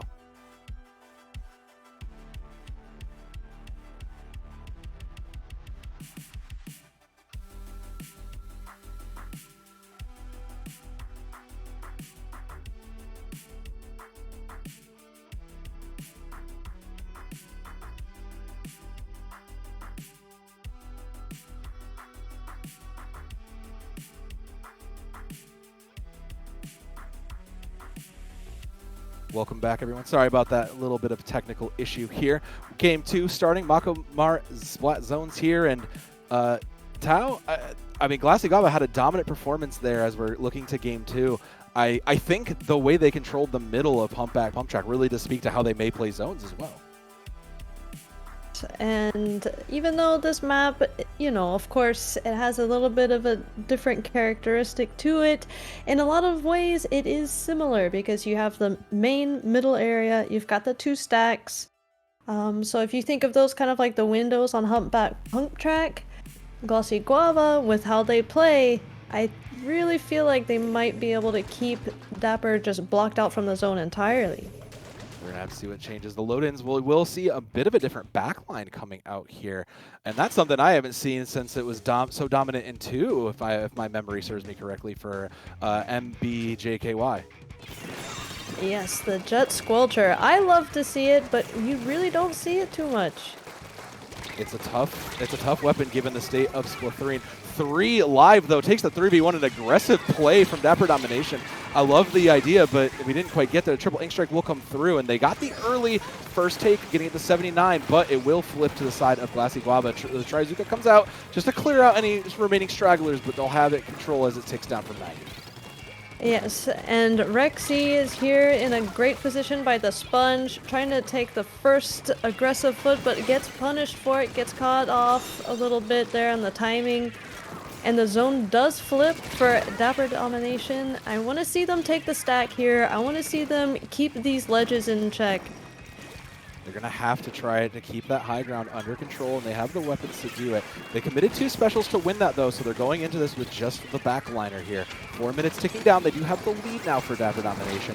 They're going to have to try to commit in as the specials begin to fly. We'll see the juice comes through. Gren falls early, making Glossy Guava have the lead, but the trades come through. Two down on 1, so it looks like it will flip to Glossy Guava as they'll get control as the Clash Blaster continues to just spray and chase away whoever remains. Yeah, the Clash Blaster, it did follow up. Their teammate was having a fight down there. I think they got picked, but the Clash Blaster cleaning up, making sure nobody escapes. Oh, Rogue Fizzy Bomb took out NZAP. And so that's going to be a while now before they get their juice, but Dapper has been on point with those tacticalers. 35 before Glossy Guava drops the point. 3 minutes on the clock, and there'll be an ink vac to come in just to try to help the front line alleviate the pressure. Shot goes in, doesn't find anybody though, so they'll lose control and maintain it as the penalties begin to tick down. 3 down for Dapper Domination means that Glossy Guava maintain control. They're burning through the penalty, and they're at 35, so just extending their lead here as they control these high grounds. Yes, I would like to see Glossy Guava have a little bit more offensive pressure. They're kind of letting Dapper come back into mid and stall the zone so they stop getting points. But they are getting the picks. So, you know, if this is what works, it works. Yeah, Glossy Guava are just reading Dapper Domination's play. They're just letting them, saying, look, if you're just going to run in, we're just going to take our 2v1s and win it. Ink Strike out just to make sure it clears the space. But, I mean, look at this. They are just in the backline. 2 already there and finally gets stopped, but it's 3 down. There's the wipeout. Means that Glossy Guava will continue to take this down 30 with 2:15 on the clock, and they are firmly in control. They haven't lost a fight yet, Tao. They have not. And really, Dapper, they might have to just send somebody out there to neutralize the zone as best as they can before they get their specials out. But they didn't get the chance. No specials could help that. You can't help that when it just ticks down to 0, and it's a 2-0 already going into this. And Glossy Guava, they're vying for that #1 seed. They are showing that they want to make sure they earn it. Yes. I don't know if it's because we're seeing a couple of our free agent veterans here, if it's because they've spent more time playing together for this specific tournament, but the teamwork, the follow-ups we're seeing from Glossy Guava, I think, are really cinching it for them. You alluded to this earlier, you know, you want to see these teams play together. We know they haven't had a lot of time, but realistically, if your comms are kind of struggling, that's going to make a big difference. You know, it's going to change some things up. I believe we are seeing no, that can't be a sub. Let's say we're seeing Calbs there with the 2 wipers was a new thing that I hadn't seen, because I haven't, you know, usually you think of a high impact weapon, you think of wipers, but I feel like the wiper from Glossy Guava has been the least interesting thing to talk about, unfortunately. Yes, it has been. Rexy has been putting in a lot of work, for sure, but I just overall, like, I just can't say it enough. The follow-ups is just something that stands out between these two teams right now. Right, you are. This may be a free agent singles tournament, but the teamwork is truly the thing that matters, and coming together with the power of friendship as quick as you can is going to get you a better seed and going to get you further once we make those cuts. So map 3 is coming up here, and I don't know about you, but I need a refresher because I have the memory of a goldfish. It's Shipshape Cargo on tower control. Thank you, wonderful producing, gentle friend. Shipshape Cargo, tower control. This one, it's a little bit strange. It feels like it's really hard to pick up momentum and keep it with this map mode. Well, momentum is going to be the only thing that really is going to be playing against the side of the Dapper. The Dappers, they're going to have to pick this up, and we'll see the charger from Fake Brian this time. They're going to try to use they're going to try to use this length to their advantage. So Brian's going to have to be a real G and pick the shots here. Roxy falls early means that finally Dapper again will have the chance to kind of push this and have to take it. But the triple ink strike already, 2 down for Glossy Guava, means that they're going to have to commit those specials to try to hold it off here. And I mean, as the specials continue to fold, Dapper Domination will use theirs later, which means they'll finally get control of the tower and push this up a little bit. Yes, we saw the Inkzuka, sorry, the Trizuka. We saw the Wave Breaker for the Dappers. They did get 2 down. They're trying to get past this checkpoint, but they've already lost 2 members of their own. If they can get past this first checkpoint, though, I think that would be a pretty good sign for this game 3. Not with 3 down. They're not getting past nothing, unfortunately. So they'll see themselves back to spawn. Yeah, there's the wipeout. Yeah, they ain't getting anywhere. The only place they're seeing is back to spawn. So Glossy Guava, look at how effectively they take that space. There's 2 up immediately contesting the respawns, and they'll start to move the cart already, pushing their way towards that first thing with 4 minutes on the clock. They do find a pick, but both teams are down 1. The Trizuka. Trizuka hits 3! Oh, huge! Finally gets taken down. Their rampage ended, but the damage was done. That means that push is over.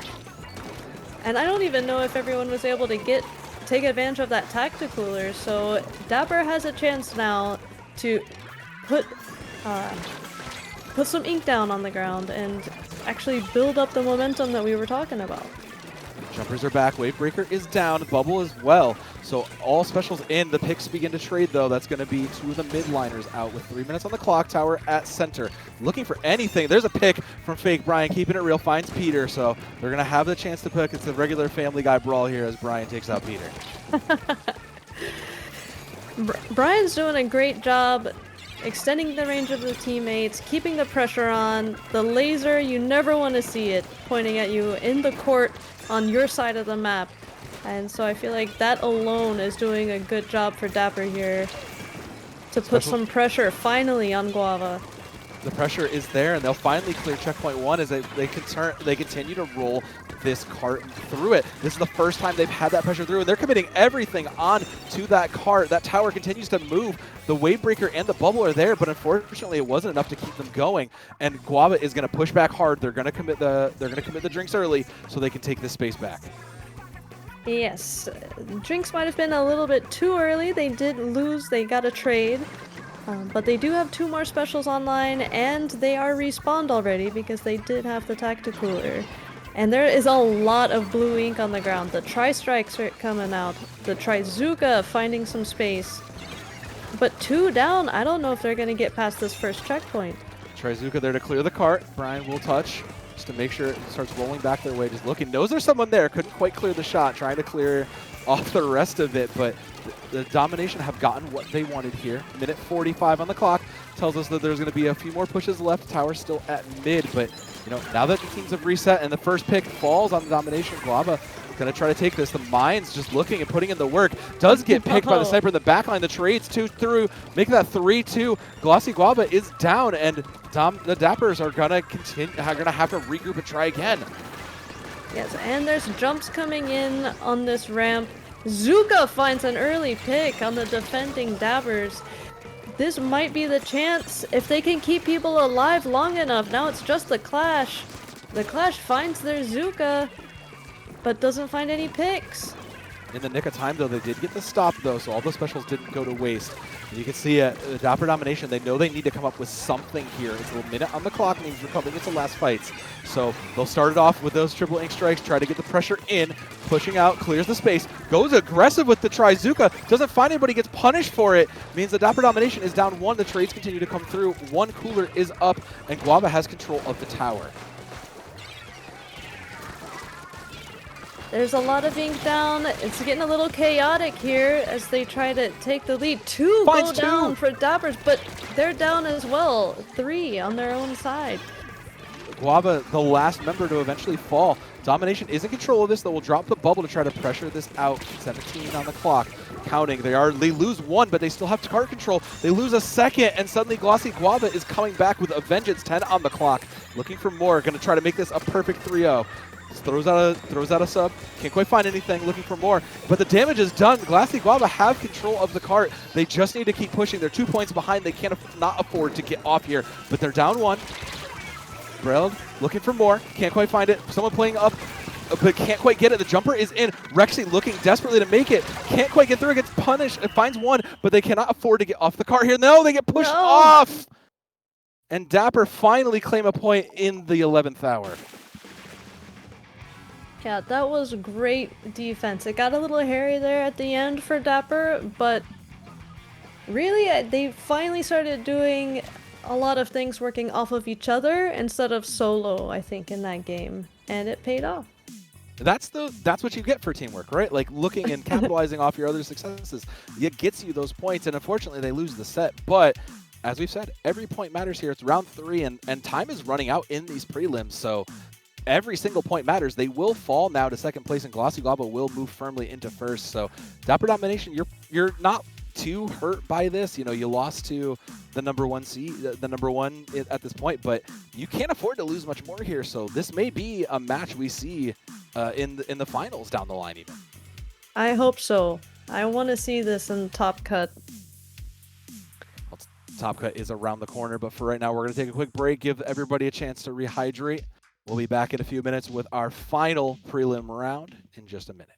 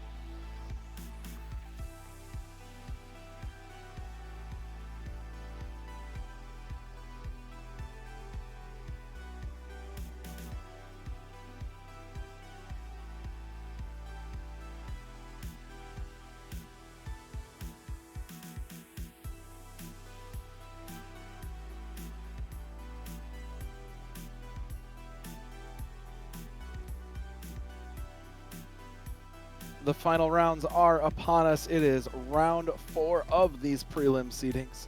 I'm still Soabdan. I'm here with the Tau Panda, and we've got 2 of our old friends back for more. We've got Best Bteam and Hungry Hypothesis on stream for you for this final game, and both these teams have come a little bit of a ways from where we first saw them, especially the Bteam in particular.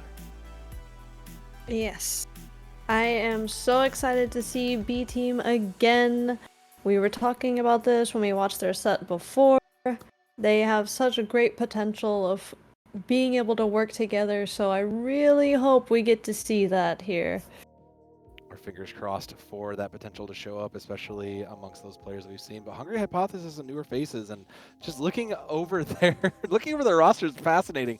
3 NZAP players. That's a powerful lineup. Double Wiper players. Like, this is a roster that could just throw you through a loop if you don't think you know what's coming. Yes. I'm really excited to see like how they put these together. Are we going to see something that we saw in earlier rounds, like double shot or shot T-Tech with a wiper? Are they going to go with the heavy edit? Are they going to bring the ballpoint with Tozy? I don't know. It could be anything, but I feel like these 2 teams are going to be well matched with their weapon pools. They are both in the middle of the pack as well. So, again, we're looking at seeding at this point. So the better you can do through these point rounds, the better means once we make this top cut after this match, you'll in a better position you'll be. And considering how far these teams have come already, now you should be warmed up. You should be used to each other's play styles, and we should be seeing some of the best play these teams will have. It looks like it'll only be one zap from the one side. We immediately had a DC. God bless you, Mr. Nintendo. God bless you. Look, I don't know about y'all, but this is what happens when you don't pay your respects to Mr. Nintendo. That's just the way it goes. Yes, I've heard this. It's worth looking, though. Speaking of, while we're waiting for Mr. Nintendo to allow us to play the game, though, we never really got to look at where we're going, so we are going to kick it off on Crableg Capital with Blitz, Clan Blitz. We'll go to Undertow on Rainmaker and Hagglefish on Splat Zones. We'll see those ones again. So, I mean, we've seen Crableg before here on Capital. What do you make of Clan Blitz, though, here? Clan Blitz I actually like better than Rainmaker for this map, and I believe that's the mode we saw earlier, was Rainmaker. Yes. Just because I feel like the clams spawn in areas of the map that aren't like entirely inaccessible, but at the same time you kind of have to get creative at times, and with defense as well, because the right side of the plat, if you're the defender, can get camped very easily by the enemy, or it could be a really useful drop point for your team if you keep it painted and you keep an eye on it. And of course there's the middle grates, there's the side grates to get across. I love it. I love Clan Blitz. There's a lot of entryways, like you said, for all of these, but it's worth noting that it is grates, right? Like, so there's not a lot of safe high ground that you can play on. There's a lot of angles you have to watch out there, and you have to play a little bit conservatively. If you take those angles, you're not necessarily just going to be able to commit and camp it, kind of like you said. Those grates really do make a difference in how your team is going to position around it. Yeah, so I call it the creative Crableg Capital Clan Blitz strategies. I love DJam. Somewhere DJam just smiled by that level of alliteration, but we're smiling because we're back in and we got all our teams back. So no changes to the loadouts will be made, but we will see quite a variety. And I mean, again, I'm watching the B team because they are, playing. They do have that dualies one trick that is really making this is really an outlier here for Typo. Yes. But they had some pretty good positioning in the previous round, so I'm hoping they bring that here. Getting a crab in top mid on the grates can really make or break a push as far as timing goes for Clan Blitz here. Those early aggressive missiles come out, no one punished on it, but it's paired with a great flank, so the Ink will continue to move there. 430, kicking it off strong.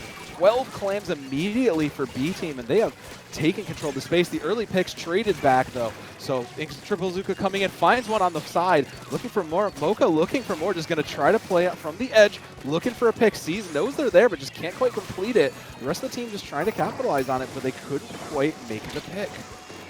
No, they couldn't, but the follow-up to the Inkjet with the missiles might buy them a little time here, as Hungry Hypothesis brings out their own specials.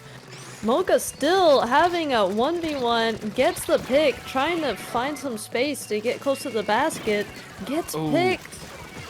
Looking to approach with that clam, and there's one more clam in waiting, but it's you can't make that push two down. The hammer's out as well. I think I heard that there. Gets yeeted. Misses the crab though. Nope, no crabs. Crab's still safe here for now, but both of those clams are not safe. So all of that hard work from the B team is lost as we sit with 33:33 on the clock.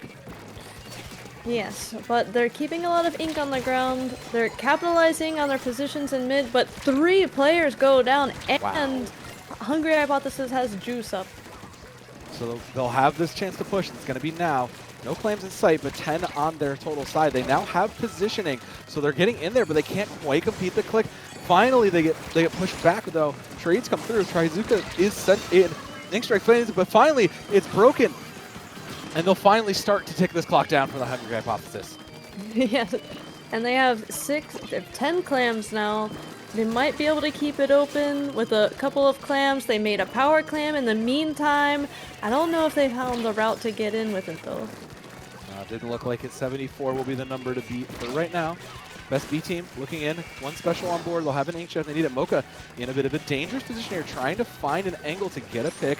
Swiping, looking, trying to find something, but Cooler is up for Hypothesis. They'll have at least some regens there. Going live, Trizuka comes out, looking for more. Sam Grace can't quite find anything. Does eventually get punished for a 2 down for best B team. 1 traded back, but this push is as good as over as the rest of Hungry Hypothesis jumps back. Yeah, Mocha doing a great job trying to keep up a little bit of pressure in mid, but all by himself. There's not much Mocha can do other than stay on the sidelines and kind of get thrown out of position. Specials continue to fly. There are clams up for both sides, but neither team really able to push forward on it. The trade happens just off that flank, but no one is home to capitalize on it. We remain deadlocked here with 1:50 on the clock. They have 1 special online, but Hungry Hypothesis did lose a player. They had Tacticooler. They might get back quickly. It doesn't look like they had a chance to guzzle it down. They did not. Another Cooler is up for Hungry Hypothesis. Looking for more Inkjet in. Specials abound. Looking for this push here. Trying to find something. They have the lead, but they don't. They're trying to find more here. They're just trying to play for the picks right now. Sam Grace in a difficult spot. Manages to get the pick and get out alive. So they have the positioning. They just don't have the clam to back it up. The clam is finally in, and it looks like they'll get the break. It looks like they're pushing for that break, but can't quite get it. No, they can't. The 1 basket break, as it wasn't very strong. They kind of took a long time to get their clams together, and now that they have a power clam, it's like they're struggling to get the rest of it together. If Hungry Hypothesis can get both sides, the offense, the specials, and the clam economy, then hopefully we'll be able to see them tick this lead down even further. 14 clams and 45 seconds left here.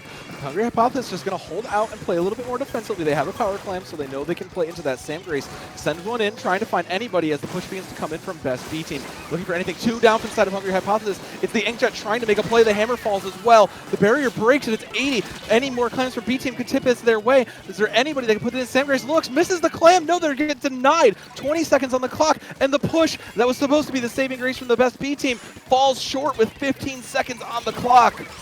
And they have no pity clam. Their basket's open. If they can stave this off, I don't think so. I think the basket's just open now. I'm not sure if they'll have a chance for overtime. No. It's over. That push was made. It was the best shot they have, and Hungry Hypothesis just put it into motion and shut it down. I feel like that was a clutch Inkjet for Hungry Hypothesis. They had 2 of their members down. There was ink coming up their ramp. Did they bat an eye? Did they back down? No. They used their Inkjet, buy time, let their teammates respawn, and they really shut down that push from best B team, I think, really effectively. Right you are. I mean, that was a great Inkjet to save it. finding those picks was so valuable in that last second. And, we're getting at that point where you have to, like you said, you can't crack under pressure. You have to be able to feel confident enough to make those plays, especially when you're playing such an important position as that backliner. That inkjet is such an important a piece to this whole puzzle, and it'll be equally important here over on Undertow Spillway for Rainmaker. You have to be able to use that to your advantage to get to those high grounds, to manipulate those angles. Hungry Hypothesis, clearly no fear in that regard. Yeah. Undertow, Rainmaker, like you said, it's all about making sure you stay in control of the high grounds, because once you make, it seems like one small misstep, one small oversight, the Rainmaker already takes your checkpoint, now someone's in your uninkable, and you could lose so much so quickly on Undertow. This definitely feels like one of those maps that can realistically kind of snowball out of control if you just let it realistically. You get them past that first checkpoint onto that kind of corner flank, and suddenly you have to, main suddenly becomes a flank, and suddenly that kind of positioning really tests your team here. So Hungry Hypothesis looking to keep themselves near the top with this map too. So what change? I mean, it's hard to say here with Bteam because they don't have a lot of options in some regards. Are we cursing the typo one trick right now? What do you think?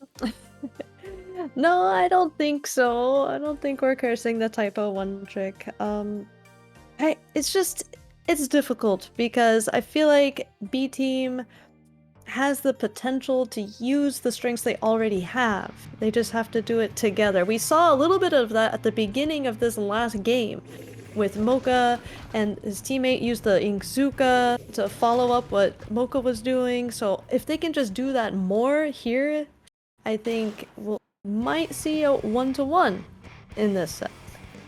Well, hopefully we can get that tie up 1-to-1 as we're looking a lot of sticky grenades there will come through. So initially a first pop early. I mean, this is normal. This is such a wide map when it comes to those angles. And you can see, I love this aggression of Hungry Hypothesis. They are just pushing deep on those flanks. Oh, it's already set up. They already have the way. Hungry Hypothesis just ran it down the sideline. When did they get that ink there? It was like a runway for the Rainmaker. The inkjet's coming out. They already picked up the Rainmaker. The hammer to try to stop this inkjet. Will it find him? No, it does eventually. What? Eventually the fly is swatted, but the damage has been done. It's already pushed. It's 51%. And Best Bteam now has to dig themselves out of the hole. Marku just waiting, looking, lurking. Will they find it? No. Oh, they managed to catch a little bit of the ink. Going to try to reset this up. It looks like that's what going to be the play. He's going to make a stop from behind. Trying to make that pick. Catches the Rainmaker. Doesn't eventually get the splat, but they're going to try to play this up and ahead. It's two behind now, and that's an Inkzuka to try to clear the space here. Doesn't catch. Catches one, but eventually is traded out here as Best Bteam will try to move this, but they have the two-player advantage. They have to push now. They do. They have to get some ground control, make sure they get their ink on the ground. They kind of lost that window. Maybe it was strategic, waiting for the Rainmaker to reset, wait for their specials to come online. We're seeing Tacticooler, Inkzuka. They're looking for a pick. They're not trying to be too hasty. But the picks just aren't coming. They're using the inkjet. Finally! 2 down. That's a push for them, and you can see it. The Rainmaker slowly moves. Inkzuka trying to find the pick there. Typo absolutely just outplays that, breaks the ankles, and gets one. Unfortunately, finally gets brought down. 3 minutes on the clock. That's 2. The hammer comes through. Make it 3. Clutches that. There's the full wipeout for the hammer. That was amazing. I hate to see it. I am not a fan of the stamp, but that was amazing. What a stop to that push.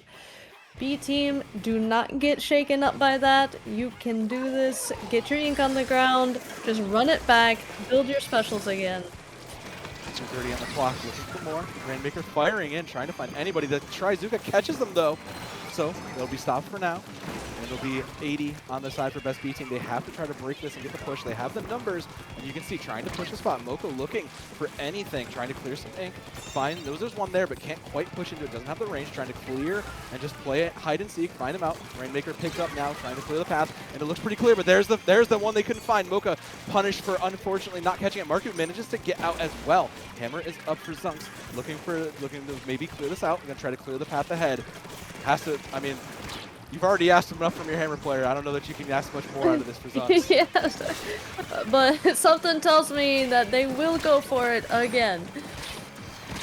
More. They are on fire. Looking for the, it'll be a reset, 140 on the clock, grab to break here. Best B Team. Now, another shot, another push live. We'll send out what they've got here. Rainmaker does get picked up. Is there anybody? Finds one. There's one. Typo looking for more. Gets it out. If they can stop the ball point, but they already used their inkjet, but that's okay. They found one lurking by the Rainmaker. They've got jumps in. They've got some ink down. There's one by the checkpoint. Best beat team has a chance if they can dodge this suction bomb. The hammer is back. There's the wipeout for 2. And again, their best B team just can't seem to push back the mighty hammer here, just keeping them in check at that little choke point. Yeah. I feel like the team has to be communicating maybe a little bit faster, keeping track which specialists are active on Hungry Hypothesis side.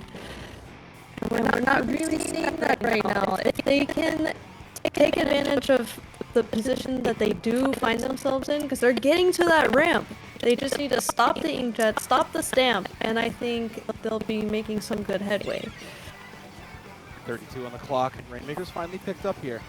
Looking to push left, trying to find it, but Specials comes out. That's 3 down for the side of Hungry Hypothesis, which means the push is live. They will try to get it there. They'll get the checkpoint with 20 on the clock, means they'll have a chance to take it, and still numbers favor the best B team here. They can possibly tie this up. They didn't quite clear as far as they wanted to. 51 on the clock, 51 on the point, 8 seconds on the clock. The Rainmaker is still open, so it has to be grabbed. Will trigger overtime here. Still, anybody can grab this. There it is. It's over. Hungry Hypothesis swooped in to take the Rainmaker out of there. They were not chancing it with the crab, with the jumps. That's what you have to do. Sometimes you just have to shut down a chance at overtime when you can. That's just the way it be, though, and you love to see the fist bump. You love to see it. I've not had many of those myself, but you love to see that. Hungry Hypothesis now up 2-0, and best B team, you know, it's do or die now here. The set's lost, but you got to at least get this last point Hagglefish market on zones. You got to at least come up with something here.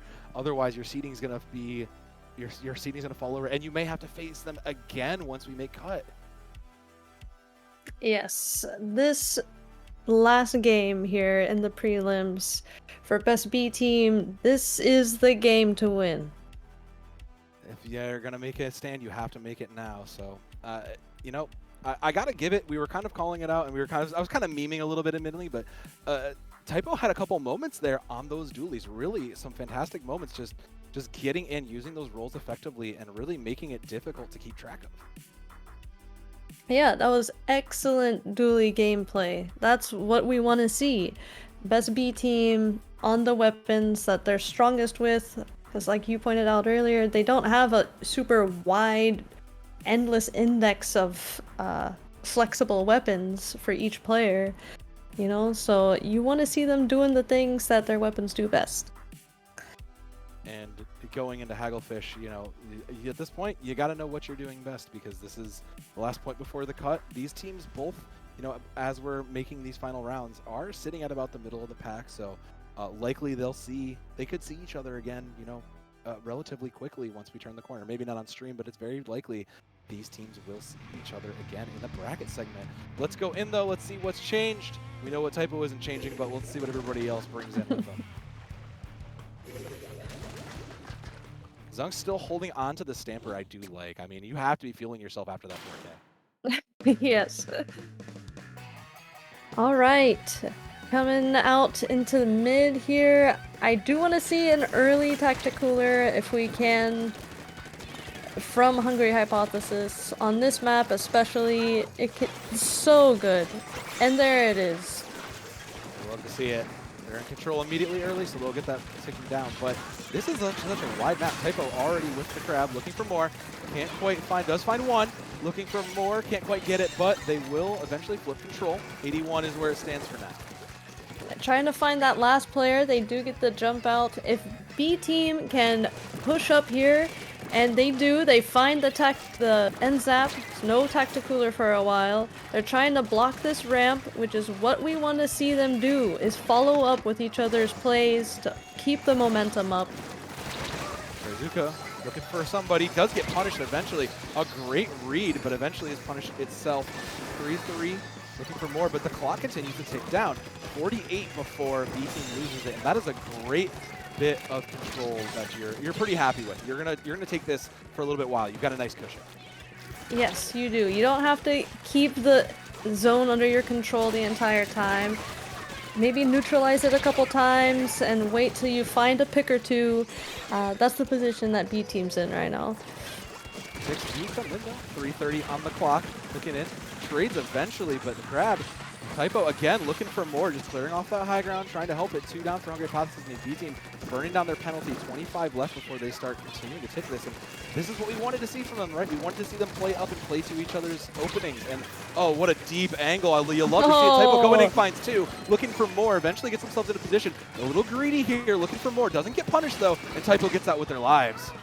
Yes, barely, but that was beautiful. This is what we were talking about right before this game started. Playing to the strengths of the weapon, playing with each other. They do lose the zone. They lost, I think, 3 players there, but they just widened the gap. Yeah, 22 to 81. Finally ticking down. Hungry Hypothesis will be in finally the remainder at 2:45 on the clock. Several specials up. Means that the hammer's out. Looking to repeat the magic here. Does find one, and they'll see themselves past the chumps looking for more. Can't quite clear the zone. Does manage to get the flip though. They do get the flip, but at what cost? Best Bteam is in a decent position to neutralize. Maybe not to get the cap. Andre's holding on. Stringer, we were looking at this. This was in the repertoire for them, and looking at some more. They're going to send the chumps back out to get control and buy a little more space on the zone, help the team keep that space they've got. It's 2 minutes on the clock. Trizuka finds 1, looking for more, finds a second. Great shooting from Mocha. That's exactly what you want out of your frontline player. Hammer goes sending. They have to cap it. They do get more. Mocha finds a 3rd, though. There's the 4th. And eventually, Best Bteam looking for more. It's 5. Mocha is on absolute fire right now. That was amazing. Wow. Mocha really put everything on the line there and just went for it. It's a shame we saw Mocha swap from the Wiper, but it seems to be paying off. Best Bteam burning down. They are past there. Oh, I was just about to say they're just past it. 2 and the penalty left as a minute 30 on the clock. But I mean, the Inkjet finds 1, and it looks like that will be where it stands. Best Bteam only 1 tick ahead. They did manage to control back, and now they will extend it just a little bit. Can they maintain control? They don't want to take the punishment. There we go, 20 and counting. Looking down, 15 with a minute on the clock. A DC no for Hungry Hypothesis late in the game means that they are going to have to play this 3v1. They did get control of the zone, but now it's an uphill task for them. It is, but they have a special up. If they time it right, they can use this Trizuka, let the Wiper follow up with a stamp, and kind of stagger their specials in. Here we see beautiful catch on the flank from Best Bteam. The Inkjet went a little too far forward. The chumps come in. There's jumpers coming in. Oh, it's all falling apart, Tao. Unfortunately, the chance they had with 30 seconds on the clock is there. The hammer comes through, does get punished though. And 30 seconds on the clock, Best Bteam just holding onto this control. It's all falling apart for Hungry Hypothesis. The 3-0 is losing its grip now. It is. I hate to admit it, but it is. There's always that small chance. I want to hold out hope, but they're getting way too overextended now after losing a player. Mocha needs to come up huge again there, but it doesn't look like that'll be the case. 2 seconds on the clock. Hypothesis does have control going into overtime here, but that is the team wipe, and that will be the game. Best Bteam, they get 1 for the road.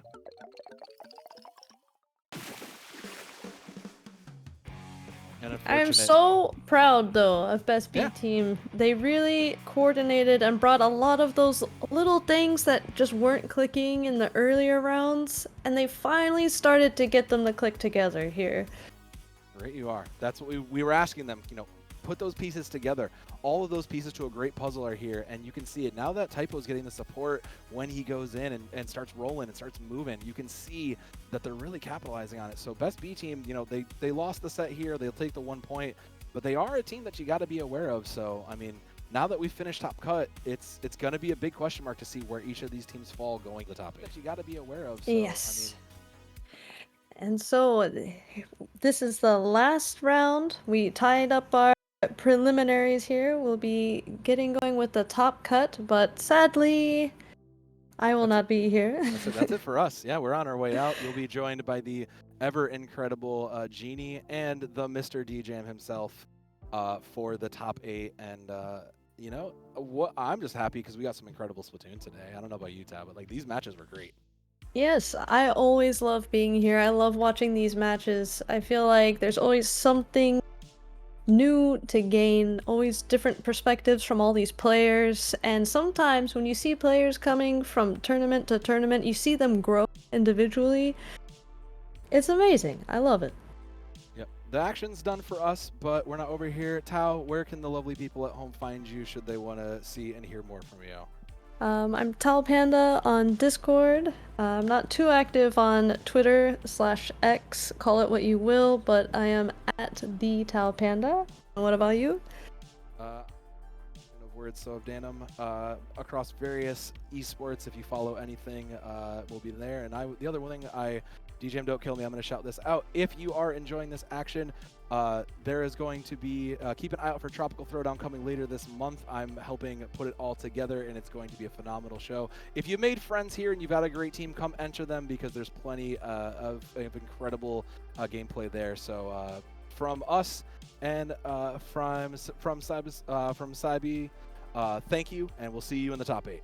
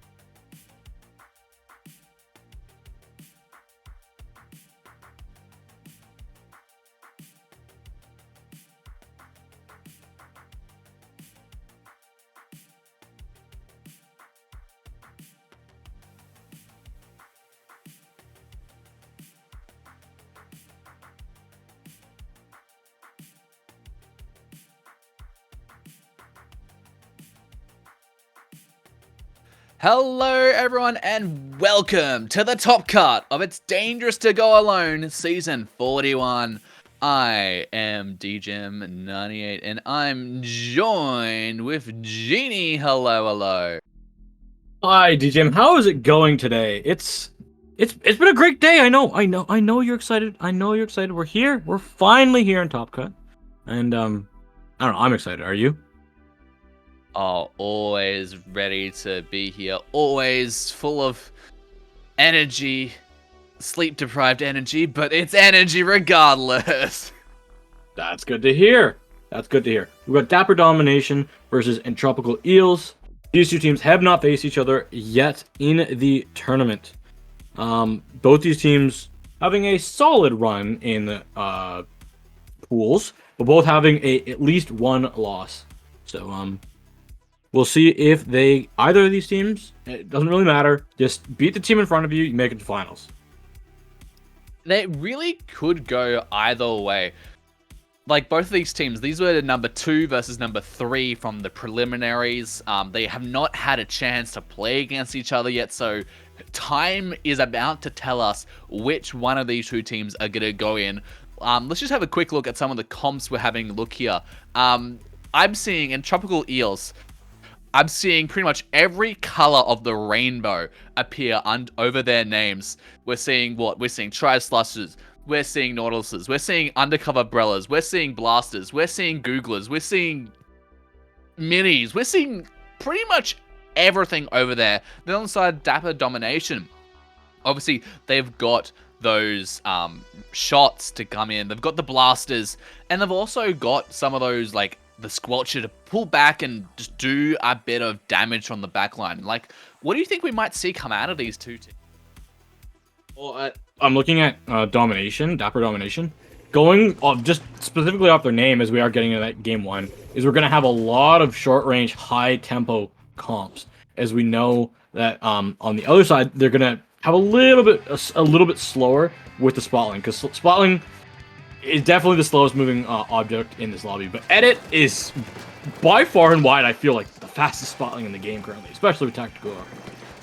Yes, an Edit can just obliterate opponents in just mere seconds as the Tactical comes out, giving them that burst of speed and those instant respawns that we just come to love here. But 2 players already going down on the Eel side, which is going to give Dapper Domination a very early start as they head towards the first checkpoint on Inkblot Art Academy. Yeah, approaching that bubble. It is going to be able to come online. Maybe want to use it onto this tower. They will. We'll see that Tri-Strike's coming out to really shred it, but it's a little too late. Domination's already found their way through this first checkpoint, trading members back and forth in the front line. They do have a Tactical, so I believe that they could have another fight if the members of the team decide to grab it. No, but the splatter shot gets them down, but players more going down. That is still... And Tropical Eels need to get some control here. We're seeing a lot of orange on the field. If Entropical Eels want to get anything going, they need to swim through that orange and make it their color. And heading up into the second checkpoint, they need to do something now. Yep, they're going to have a Bazooka online. As I say that, it goes down without firing a shot off. We're going to have those strikes going on the tower, forcing the members of Dapper Domination back just a little bit. 2 of them have fallen. Make that 3. Making it just the Edit, who has popped that Tactical in mid. Last alive. The jumps are coming in. So let's see if the Eels can punish them. They are trying to go in, but so far everyone is still alive on the Domination. They are going trade for trade, but those trades are steadily turning into a 3v1 scenario. 3v1, great opportunity and great defense there coming out from Dapper Domination. Oh, are they going to be able to do something here? They're trapped in the corner. They get out. Are they going to be able to do anything else? They do have the Trizuka at the ready to pop at a moment's notice. Both the tower so far back and then they're going down. Are they going to be able to make anything out of this? A player down on both sides. Tactical comes out. Tri-Strike comes out. What is happening here? They're just trying to find a way to get through mid. The Eels, they're scrambling here. They don't really have a way in. Now that they have 2 spots, this is their opportunity. Blaster's just trying to slow this down as the Zap is running on them. This is what they needed. Eels, they just... I found they got their splats, and they continue to get them. The snowball out of control. More specials, more advantage. Cooler is here now. It's ready in the lead. Oh my goodness, DJM. This was a comeback and a half. They had such a strong control, but now they're just getting these splats. They're getting these picks. 3 players went down, and that is just continuing their load even further, going straight into the final checkpoint. 1 push just to take the lead and get a whopping amount of points onto this leaderboard. Still 2 minutes left onto the clock. This push is not done here, DJM. The members are still here on the side of the Eels. They are ready to go. They've got Zukas. They have a cooler, so the jump should be able to come back really, really fast. Zuka is going to be coming out. It does find 1, 2 are gone on the side of Domination. The jumps, I'm not sure if the Eels decided to all jump in. No, they took the long route, so the plat control will go over to the side of Dapper Domination, as long as they can stay alive. Indeed, great decision making just to hop that back, keep that control over mid. It's going to allow them to get this tower up here and just maintain that little bubble, that little bit of protection, and have them continue on with that pain. They're getting these splats though. They're still going to go, but no, with the Eels getting just a little bit too far forward, get a bit too much confidence. They go 3 players down, and now Dapper Domination, they have control. They have possession. They're looking to get their lead back, but with only a minute left, they've got a long road ahead of them. They do have a long road to go, but Zuka can do a lot of good work if you use it properly, because of just its current properties of being able to delete your entire team in moments. The tactic cooler is up, so if we can see the squeezer build up to another Zuka to follow up with their shot Zuka, I feel like Dapper Domination is just on the precipice of being able to take this game. Indeed, all coming out with the flank splat. Are they going to find anything more? No, they are not, as they get taken out by the blaster. Is there going to be anything else happening here as player down on both sides? Now just trying to find anything. Wavebreaker is going to come out and is going to do a little bit of damage, but it's not going to be enough. Final checkpoint, 10 seconds remaining. What's going to happen? Oh, it's just a shot less alive. I don't think they're going to be able to do it. There's no way that they can get on the tower with the strikes, and that's going to be game. Entropical Eels taking game 1 of this best of 5. We saw at the end there, DJM, just the pure way of the range blaster being able to stay back and use its, well, range and its blaster capabilities to shoot on tower. I was so worried when it dropped off of top right into the tower pit and went down. I was worried, but luckily the tri-strikes from the shot came out. The T-Tech coming in clutch, allowing their team to swarm and surround that tower and really just stamp that game in their favor. Absolutely. Just bring down the tri-strikes from hell, sending anyone away from that tower, because there is no way that you can survive that kind of storm. And that was the best way for them to solidify the first game of the set. But don't worry, they've got a chance for redemption if we get up to game 5. We got a rematch right strike here on this map mode. Don't ask me how that happened.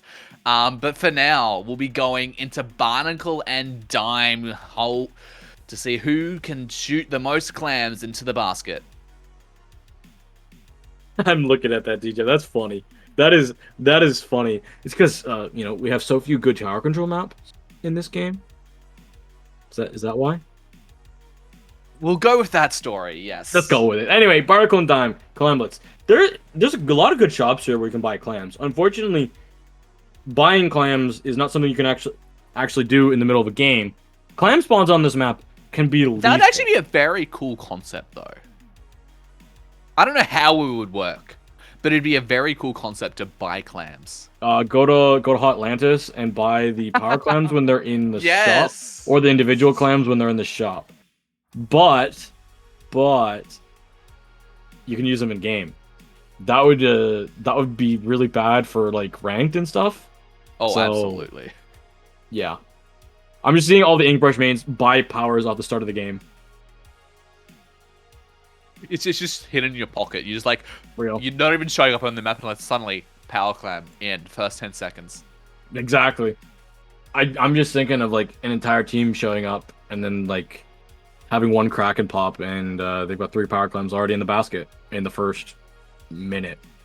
Splatoon 1 chaos all over again. Yes, because we had clamlets in S1.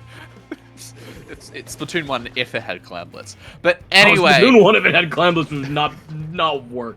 We had too many invincibility specials, bro.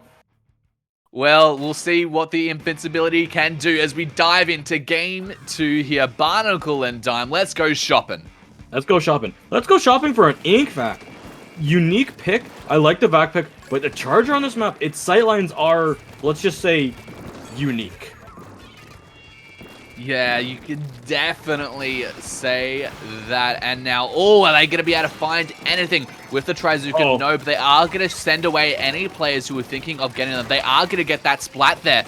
And now, are they going to be able to do anything else? 2 players down on the side of Dapper Domination. It's going to allow Entropical Eels to get a lot of early control. Another 2 go down. Power Clam heading steadily towards their basket. Dapper Domination need to do something now. They need to do something quickly if they want to hold off this first push. But another 2 going down. It's not a good position for them right now.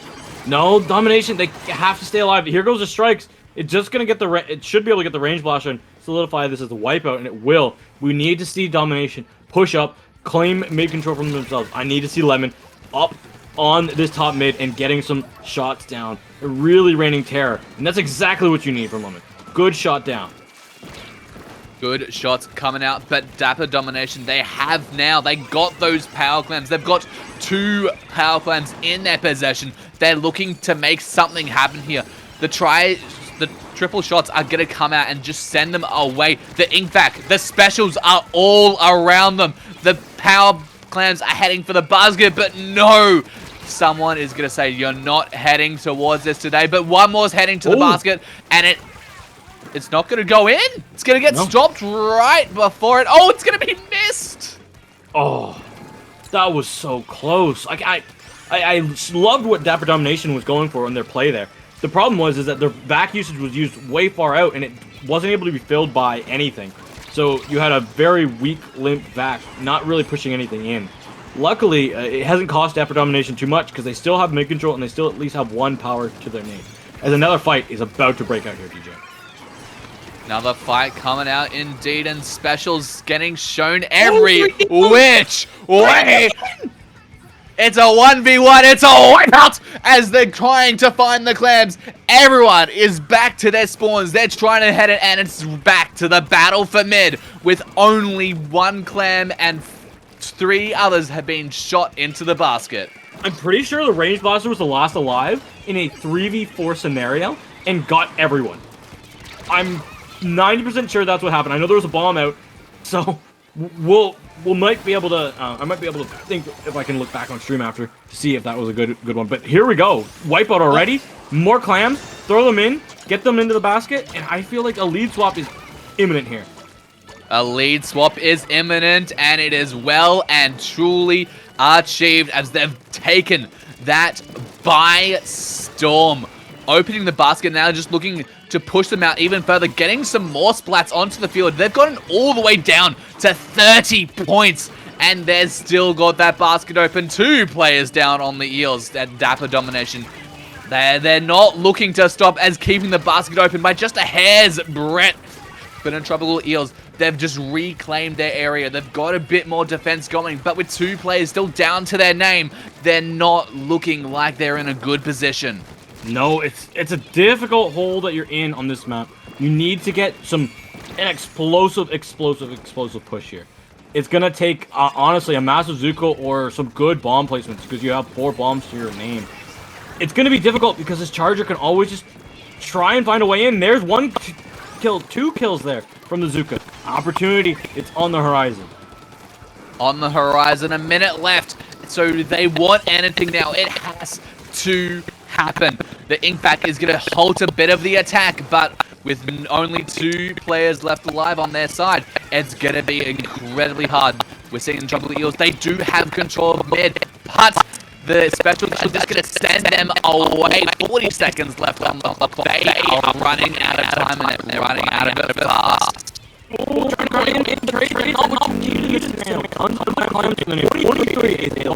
Large number for this game. you have to be cautious. There's only going to be a cooler up on the side of Dapper Domination. So an advantage is definitely in favor of the Eels, but you can't lose your range blaster. You are going to get a trade. You need more than that. Little time on the clock. Jumps are in, and one power climb will most likely go to the wayside.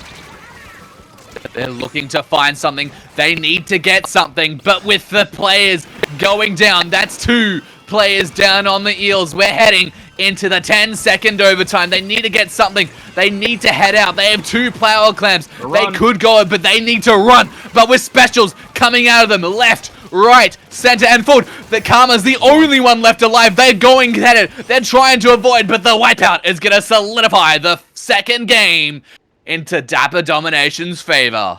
Wow.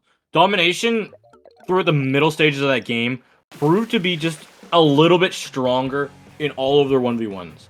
If there was 3 people alive on both sides, they would be the one that would have the advantage at the end of the fight. If there was 4 people alive, they would always seem to come out with just that one extra player advantage. It wasn't even the Charger that was living all the time. It was mostly because of the Eels having to focus more onto the Charger, and sometimes even the Vac plus Tacticooler. It really is able to let you live through the Zookas a little bit longer, quote unquote. You know, Tacticooler doesn't make you live longer, it just makes you come back faster. And Vac actually lets you live through the special, supposedly. So seeing that it's play the out. lifeline combination. Exactly. And then having your front line jump back into you because they had cooler and fight again.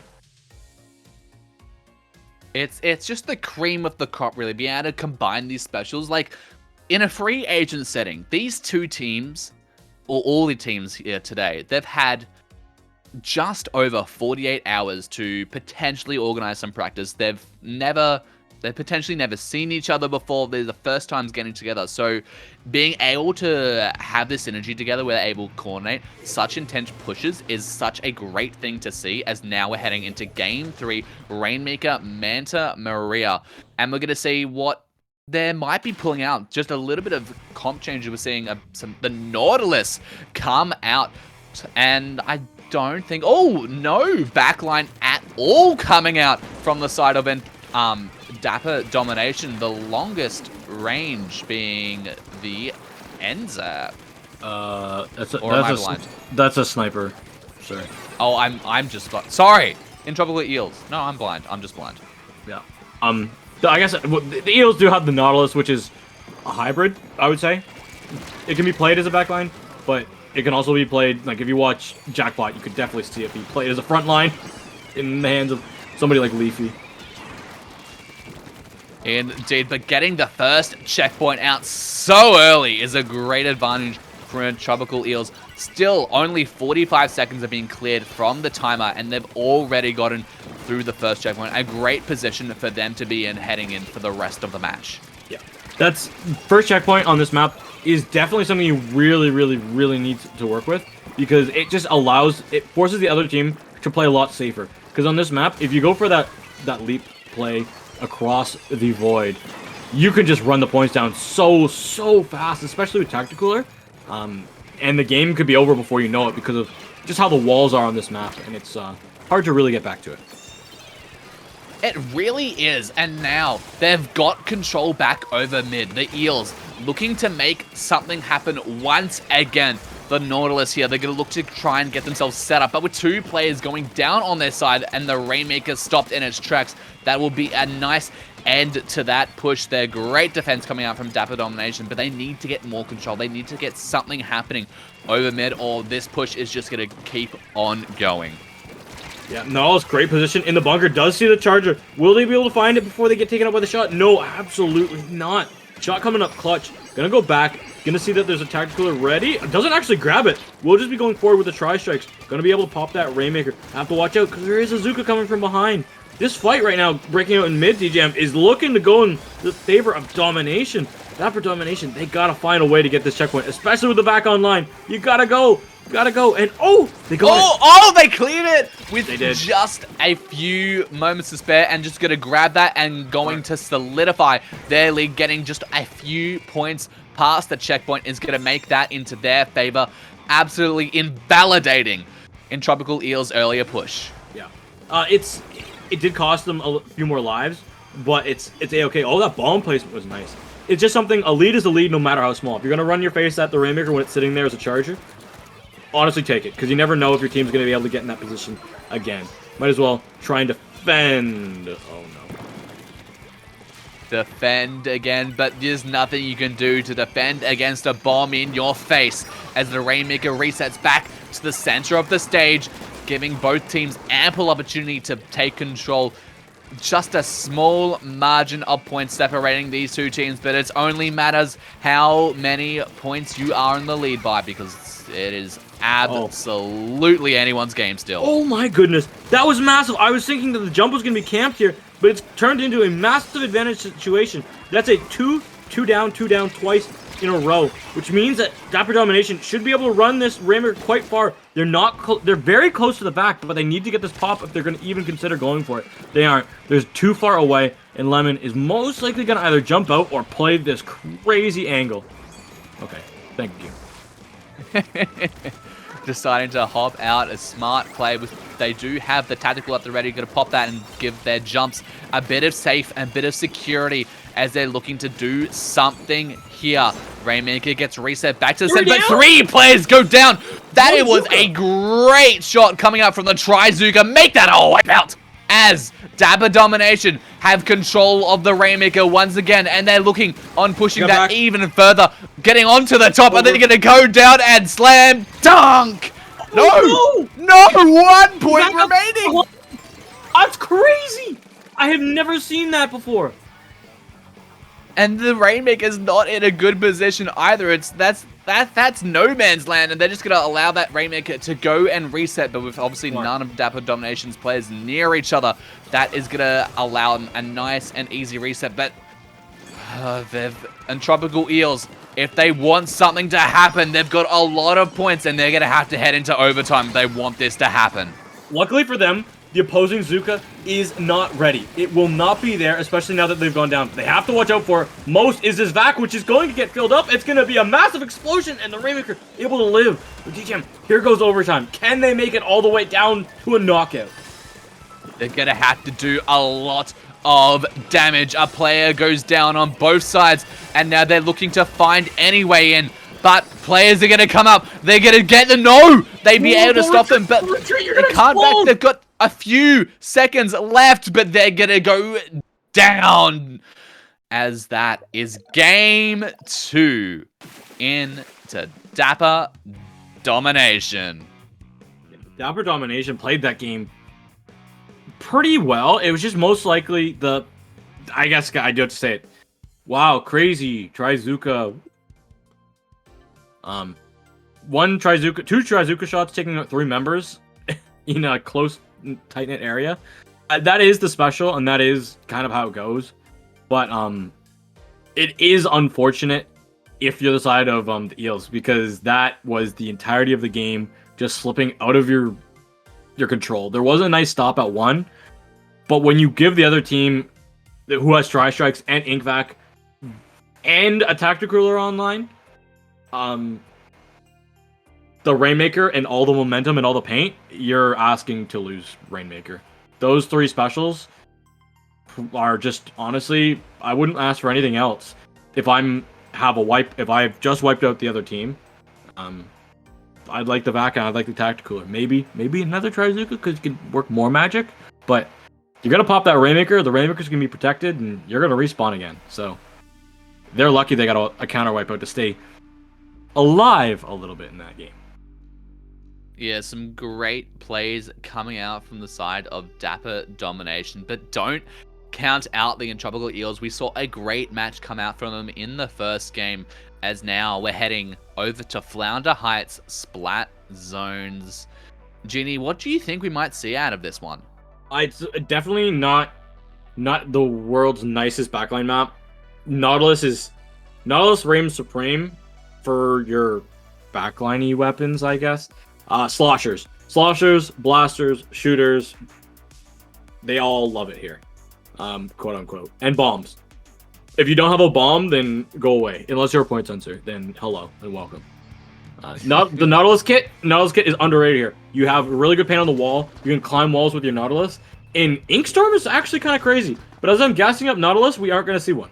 But we are going to see, I forgot, the Dreadringer. The Dreadringer. And a triple shot comp. Yeah, that's about right. Indeed.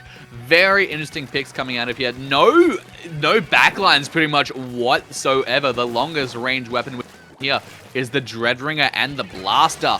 So not Correct this a time, whole... Bteam. Correct.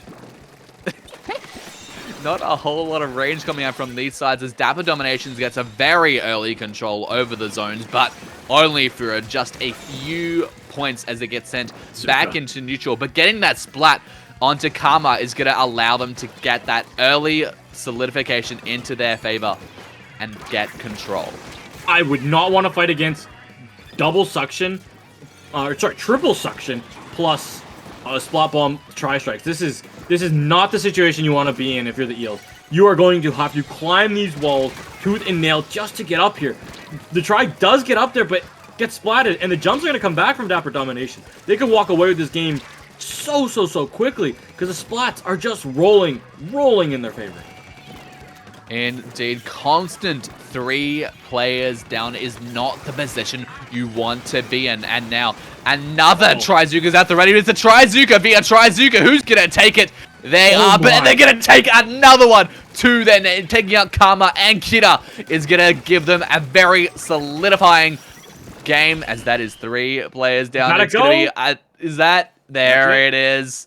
100 or 97, I should say, to 0, solidifying Game 3 and the semifinals to Dapper Domination. I don't have to say anything other than their name. You just read with their name, and that's exactly what they did on Flounder Heights. There was no flaws in their strategy when they were able to get high ground. Using the Zukas to clear out jail, using their suction bombs to just pester the Eels as they tried to climb walls. They didn't even have to use Reef Slider off the top ropes. Reef Slider off the top ropes is the scariest thing ever, because you can't, if you're low ground, you actually can't fight it, because it has the iframes when it's rolling, when it starts rolling at you. So just watching one of those carts just start rolling its way off the side of Flounder Heights and explode in its giant radius on the wall is pretty funny. The rider usually perishes, but they didn't even need... Domination didn't even need it. I saw it come out right at the end of the game. They had too much work done with their Trizukas. Indeed. And now it's time for us to head into the grand finals. On the other side of the bracket, we had Glossy Guava versus Apathetic. Altitude, Glossy Guava did take that win. So Dapper Domination will be going against Glossy Guava, and that will be in just a moment as we get that set up. Don't go anywhere. It's about to be the grand finals of It's Dangerous to Go Alone Season 41, the Power Bracket. Don't go anywhere.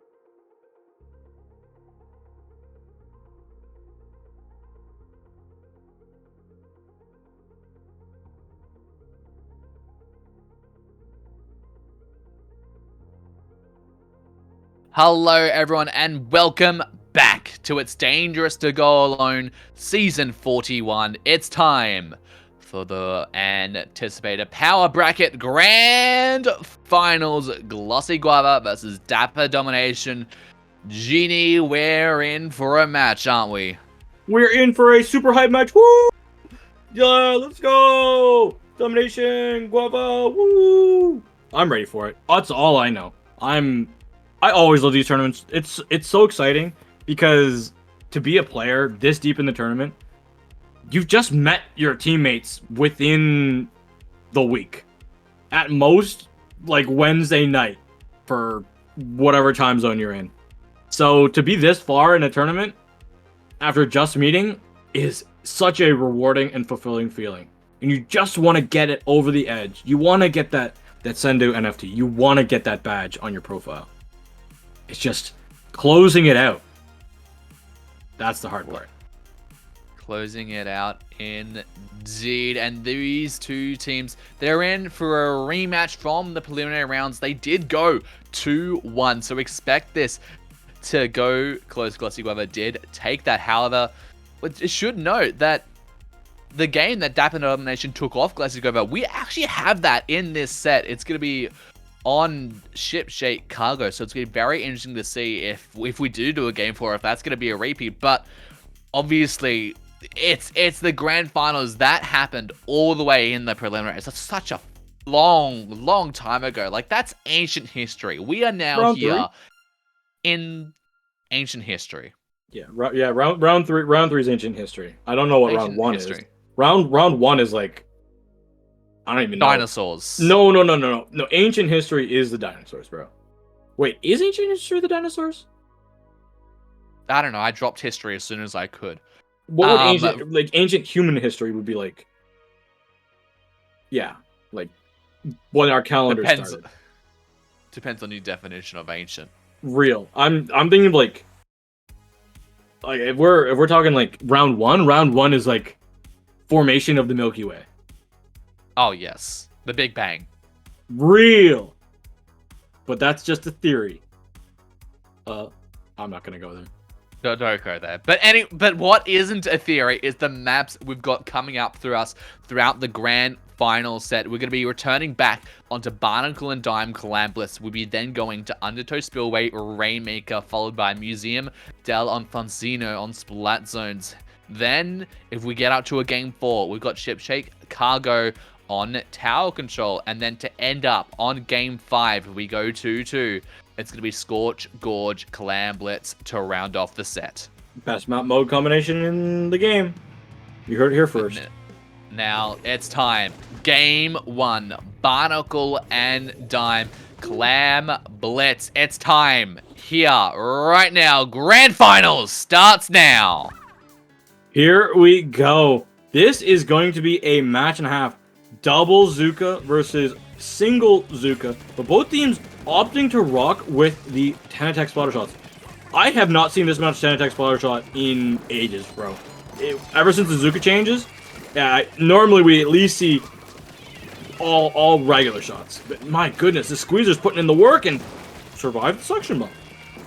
They're connecting these shots. They're getting the splats. And there we go. They do get the assist onto that one, and that's going to allow them to get that little bit more control over mid. But with a player going down on their side as well, that's not going to give them much favor. Make that 3 players come down. They're the only one left alive with the Trizuga, but they get to the double, which is going to stop them right in their tracks. A great solo defense, keeping their basket alive and healthy with just a hair's breadth away.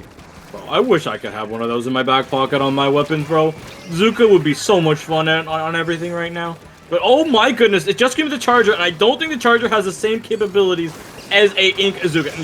Yeah, as I say that, it gets absolutely obliterated by said Zuka. Tactical Cooler is out. Clams are going into this basket. Having the Clash Blaster starting to ramp its way up towards this basket would be really good to get some low ground pit control. And we will see as more clams just start funneling their way in. Power Clam all the way down to 18. Glossy Guava, they're destroying Dapper Domination right now.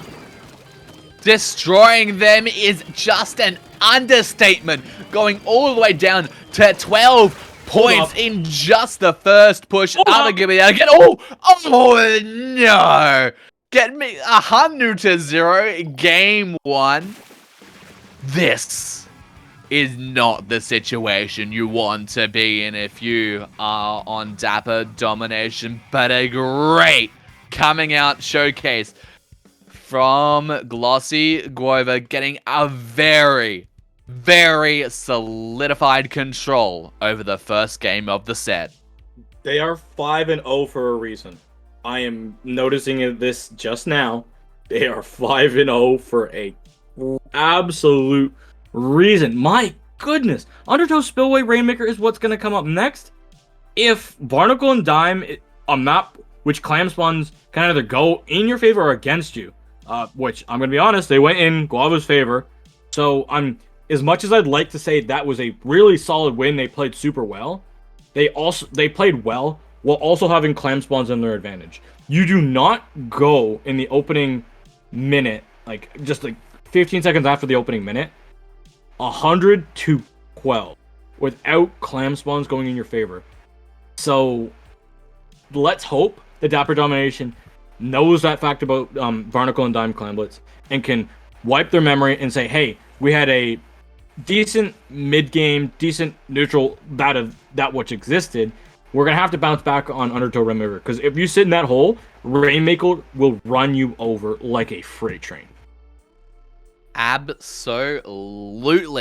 And, Undertow Spillway, it's probably the only Rainmaker map where you've got two very clearly defined left and right routes that you can take this Rainmaker. Obviously, the right route is very easy to get that first checkpoint, but very difficult to go any way further from there.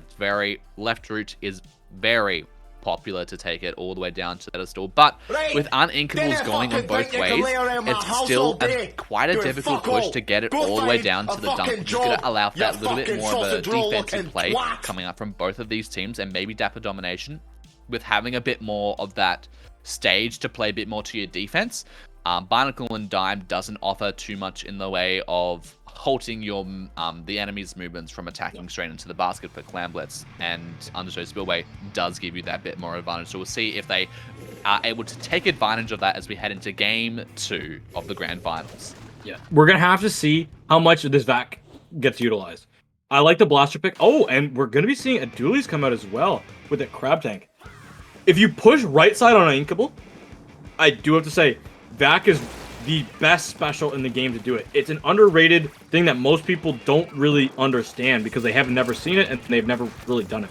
So I'd love to see if Dapper Domination can pull out a bag of tricks, but we'll never know until they see if they can do that. This Rainmaker is absolutely running its way down to this first checkpoint here at DJM. Oh my goodness. Oh, 2 players down. Are they going to be able to get it? They are! Wow. Even with the players down, they get the first checkpoint. But a wipeout is going to send them all back to the spawn pad. And now it's going to allow Dapper Domination. They have control of mid. They have control of the Rainmaker. And they have control of the Trizuka. Getting that splat onto Peter. And now they're looking to do a bit more damage. Getting another 2 players down. And they're just going to take back the checkpoint. But no! No, they're not. Another Trizuka is going to stop the Rainmaker in its tracks now, as the Squeezer is going to look to pop off this Rainmaker. And there we go. They grab the Rainmaker, pop it down, but they're not going to live through that. Oh, they are. They managed to get out. VAC went huge, and the VAC goes exploding onto the Rainmaker shield. That's going to be massive. The Blaster's going to be below the low ground. They have popped the bubbler. The Rainmaker's going to go right, but they didn't. The VAC had already been used in the situation before. The Dualies are behind. They're going to try and see if they can pop this Rainmaker. Smart. Stay alive. Crab Tank from this high ground will be devastating, but unfortunately all their teammates are gone, and they see that there's a Charizard coming running at them. The Rainmaker is trying to be grabbed. Will it be reset? It is. It's able to stay up there, but I don't think there's a possible way for Dapper Domination to get back up there and get that pop.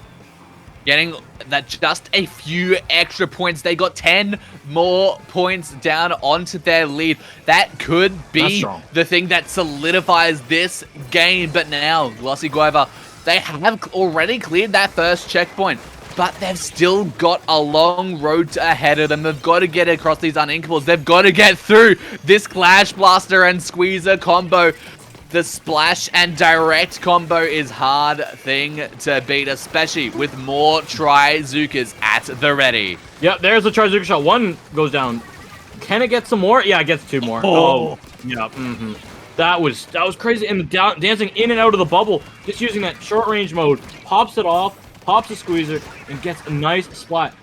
The bombs from the Clash Buster proving to be good and utilized so it can get some good spots. It can get to where it needs to go. Unfortunately, the Rex with that weapon do not count for instant kills. No, they do not. And we're going to see the Ink Vac is going to stop them from the enemy from popping that Rainmaker shield. As the Ink Vac shot gets Barad from the other side of the map, setting them all the way back. And now a player down on both sides is going to make this a real doozy for any team if they want to even touch this Rainmaker. Just a desperate fight over mid. Yeah, this is going to be close neutral game. If any team takes a major hit in their numbers, this would be, honestly, pivotal in the series. This is good so far for Dapper Domination, because they are content with just defending. The problem is they don't have a checkpoint to defend with, nor do they have their charger. No, they do not, but with 2 players going down against the Guava, Dapper Domination, they can't take it as they go 2 players down in retaliation. 2 players, just 2 players down, 2 players down, 2 players down. The splats do not stop, and with everyone that just goes back into the mid, the Rainmaker has not moved for a solid minute now, and they're just looking to find any opportunity to advance. And the 3 players going down on the Guavas, Dapper Domination have seen this moment. They're looking to get more picks, they're looking to get more splats, but they're not going down without a fight. They grab the Rainmaker. Where are they going to take it? Because you don't want to take it backwards, but then again, you also don't really want to take it forwards and really feed it in to the Guavas. You've lost 3 members. It's just going to be the dualies. I don't know how close they are to the crab, but this left side is going to be open. 23 is not all that unobtainable. The Tri-Saucer has the Rainmaker. What can they do? They are going to be able to go around on the top right, but they are going to get pressured up with the squeezer. The blaster has to go big. If they don't go down, the Zuka will be way too far away, and that's the lead. All the way down to 21. Somehow, some way, they're able to come out on top in the final moments. Can Domination pull this back, though? They need to do something and getting control of that, but no one's there to pick up the Rainmaker. Where is that Rainmaker? There we go. They've picked it up, and now we're going to go into overtime. They've got a lot of yellow on the map that they need to paint into their sea of blue, and they don't have much time to do so. No, nor do they have the vac, because the Charger has it. The Charger has the Rainmaker, and this is dangerous, because the Charger, if they get found out by Azuka, which the Clash Blaster has, that'll be game. And this is not a 2-0 hole that you want to be in, or they'll just get rushed down. And we didn't see that they were running left side. They get taken down, and that is going to be game 2 going to Glossy Guava. What a game to get that. Like game 1, absolute dominated by Glossy Guava. Beat down. But then, here on Rainmaker, Undertow Spillway, we're talking about how the more defensive options of this map, such a different stage to Barnacle and Diamond, might allow Dapper Domination to have that bit more control over the map and a bit more control over the game. And we saw how much control and how long they held onto that very, very solidly for such a majority of this game. But Glossy Guava, their aggressiveness just came out in full force in a single push, going all the way down to 23 points, and that was the thing that locked in that game. You need to stay alive on the side of Dapper Domination in that defensive posture. It's hard to say that in a Zuka meta with its capabilities of being able to find splats so fast. But knowing that you have to play spread out, and I saw 2 members go down because they're sitting on top of each other. That's not something that you can really have happen. Then again, these are just pickups, so that does make sense, and that will happen. It looked good. This last game, it looked so good. But it wasn't what they needed. Going forward in the museum, that's okay. They need to bounce back. They need to get this game. And we talked about this earlier, DJM. Ship-Shape Cargo Company, aka Vancouver, is a map that they won against Glossy Guava earlier in prelims. So that could play under their advantage. I don't know how dominant they won it, or if they won it by 1 point, or if they won it in a knockout fashion. But they did win it. So take it one game at a time, take it one step at a time. And if Dapper Domination can mentally reset from those previous 2 games, I could see a Scorch Gorge coming up. Yeah, like it's honestly it's hard to say, but you know, Museum d'Armes shares a lot of similarities to Undertow Spillway in the sense that you do get to share that bit more of a defensive play, especially going for splat zones, which the aim of the game is to defend the zone. But you got to defend the mid rather than defending your own spawn. So it's going to be interesting to see if Dapper Domination can kind of change where they do it. And interesting pick. I don't know, because Charger on this map, I feel, can get a lot of work done.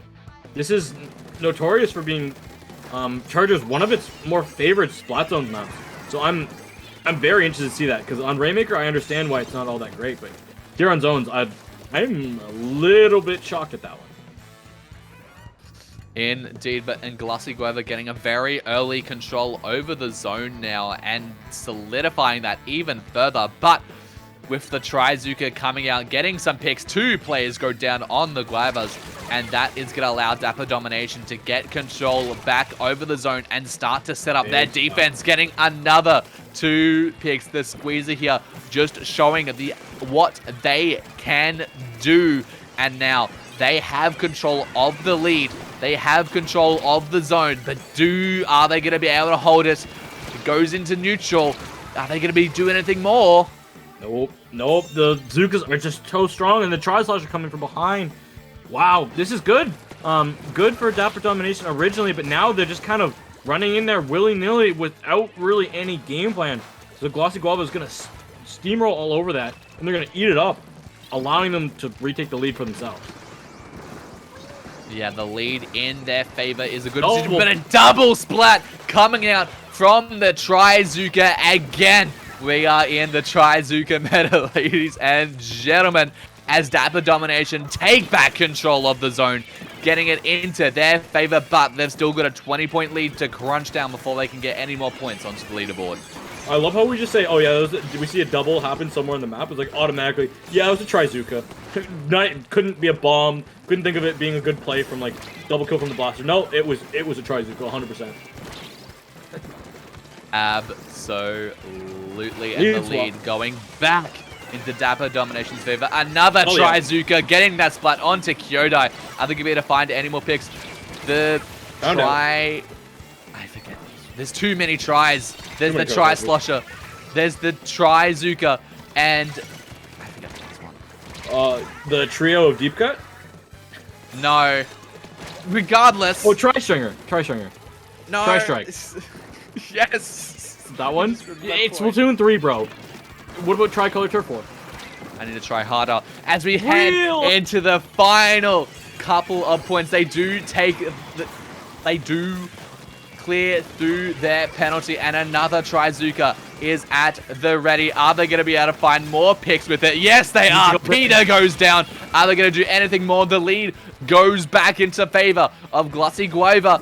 But with 2 players down on Dapper Domination, they need to find something. They need to find something fast. And the splat comes out, but it's not going to be enough for Barad as they stop them in their tracks. A few points remaining. They go into the zone. Are they going to do anything? But no! That is the KO. And a 3-0 to Glossy Guava, taking It's Dangerous to Go Alone Season 41.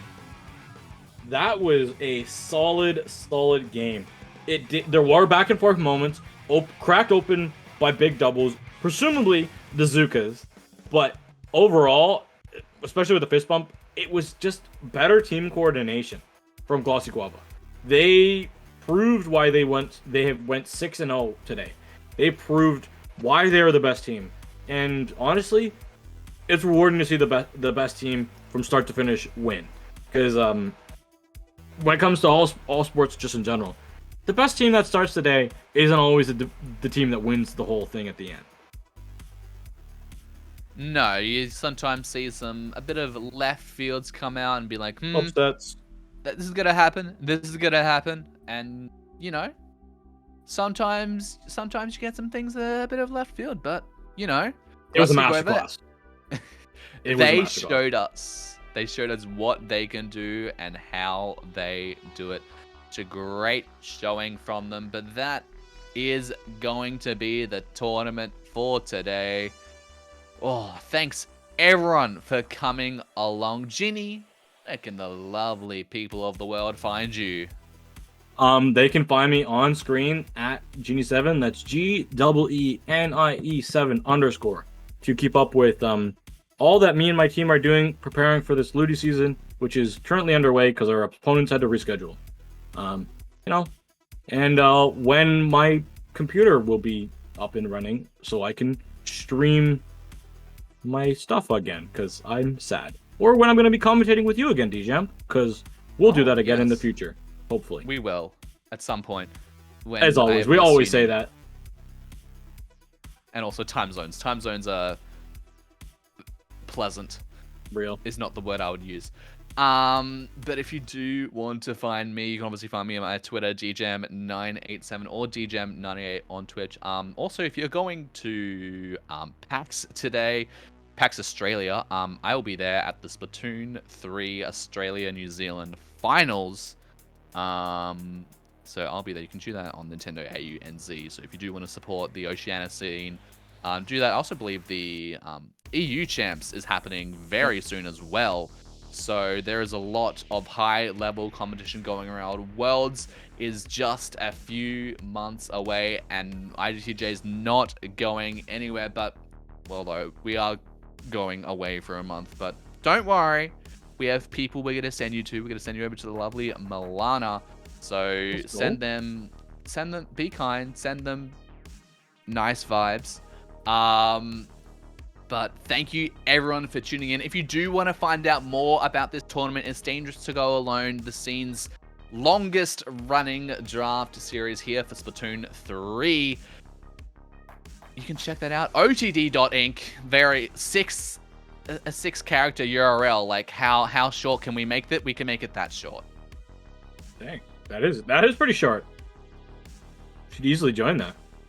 You should.